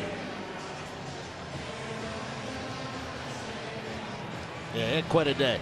He had a little bit of everything today. Yep. Well, Kyle Schwarber got it rolling in the bottom of the first inning. What an electric way to start a ball game and to start his Phillies career off the Light Brand sign. Yeah, it can jumpstart a game, but it can also jumpstart a season. Yeah. Knowing that this is what this lineup is capable of. And a little insurance here. Pulls one into right center field. Real big base hit right there. Keeping his hands inside of 2 out. Thunder, that's nice work there. 9-5 the final score. Kyle Schwarber's nice enough to join us down on the field. Kyle, congratulations. That whole reaction, the home run and then the curtain call, pretty awesome stuff. Yeah, you can't write it any better for your first at bat, right? And to start off the season, you know, I was able to go back home on the workout day to go see my family and my kid. And, awesome. You know, it just gave you that little rejuvenation to go back home or come back here and get this thing started off strong, and we did. Tell us about the electricity out there today, Kyle. Oh, yeah. I mean, talk about a great turnout, and you know, we faced a little bit of adversity, and we were able to overcome it and keep adding on more, and you know, we finished strong, and that's what you wanted, and the atmosphere was unbelievable. Great job by Phillies fans tonight. Kyle, I noticed when they announced your name and you came out, and then they were announcing JT and Bryce and the rest of the guys, you were looking around and kind of eyeing the whole stadium, taking it all in. Pretty impressive place. Yeah, I mean, it really is. I said it today. It's a little bit different when you come out of the first base side than you do the third base side. And, you just have a whole new appreciation for this place and this fan base. And, I'm so excited to be here, to be able to spend the next 4 years here. But, we just got to take it a day at a time and keep grinding. You mentioned the add-ons, too, as the game went on, little adversity. But that's so important if you're going to be a successful team. Yeah, exactly. I mean, you know what? Like, there's going to be, physical errors in a game. It is what it is. It's just going to happen. And when that does happen, we have to be able to respond, and we did. Hey, tell us about your approach today. It looked like you guys were like hunting that fastball early in the count. Was that something that you guys, that was the plan for today, or is that something you're going to try to work on consistently this year? Yeah, I think it was just more of being able to get him up in the zone. Obviously with that really good split he has, you want to try to get him up in the zone, and up in the zone is going to be that fastball. So we just didn't really want to chase down with him today. Hey, after the home run, the one pointing to the dugout, is that like you guys thinking like, okay, we're going to keep track of how many homers we hit this year? To be honest with you, I don't even know why I did that. I mean, my heart rate was going like 150 miles an hour and just excited. But, like I said, you couldn't write any better. And, it was great. Well, we're glad you got a chance to get home. That's awesome that you saw the baby and you got a chance to see your wife as well. And everybody's doing okay? Yeah, everyone's doing great. It was a great time to, get back there, see him for about 12 hours and get the Philly, hit the workout, and, gave me that little rejuvenation that I needed to start the season. Awesome. Well, we love it. It was awesome today. Go enjoy it, buddy. All right, thank you guys. Appreciate it. Have a good day. Thanks, Kyle. Kyle Schwarber, our guest. There's that curtain call. I love curtain calls. Oh, those are great. First inning curtain call. That was pretty impressive.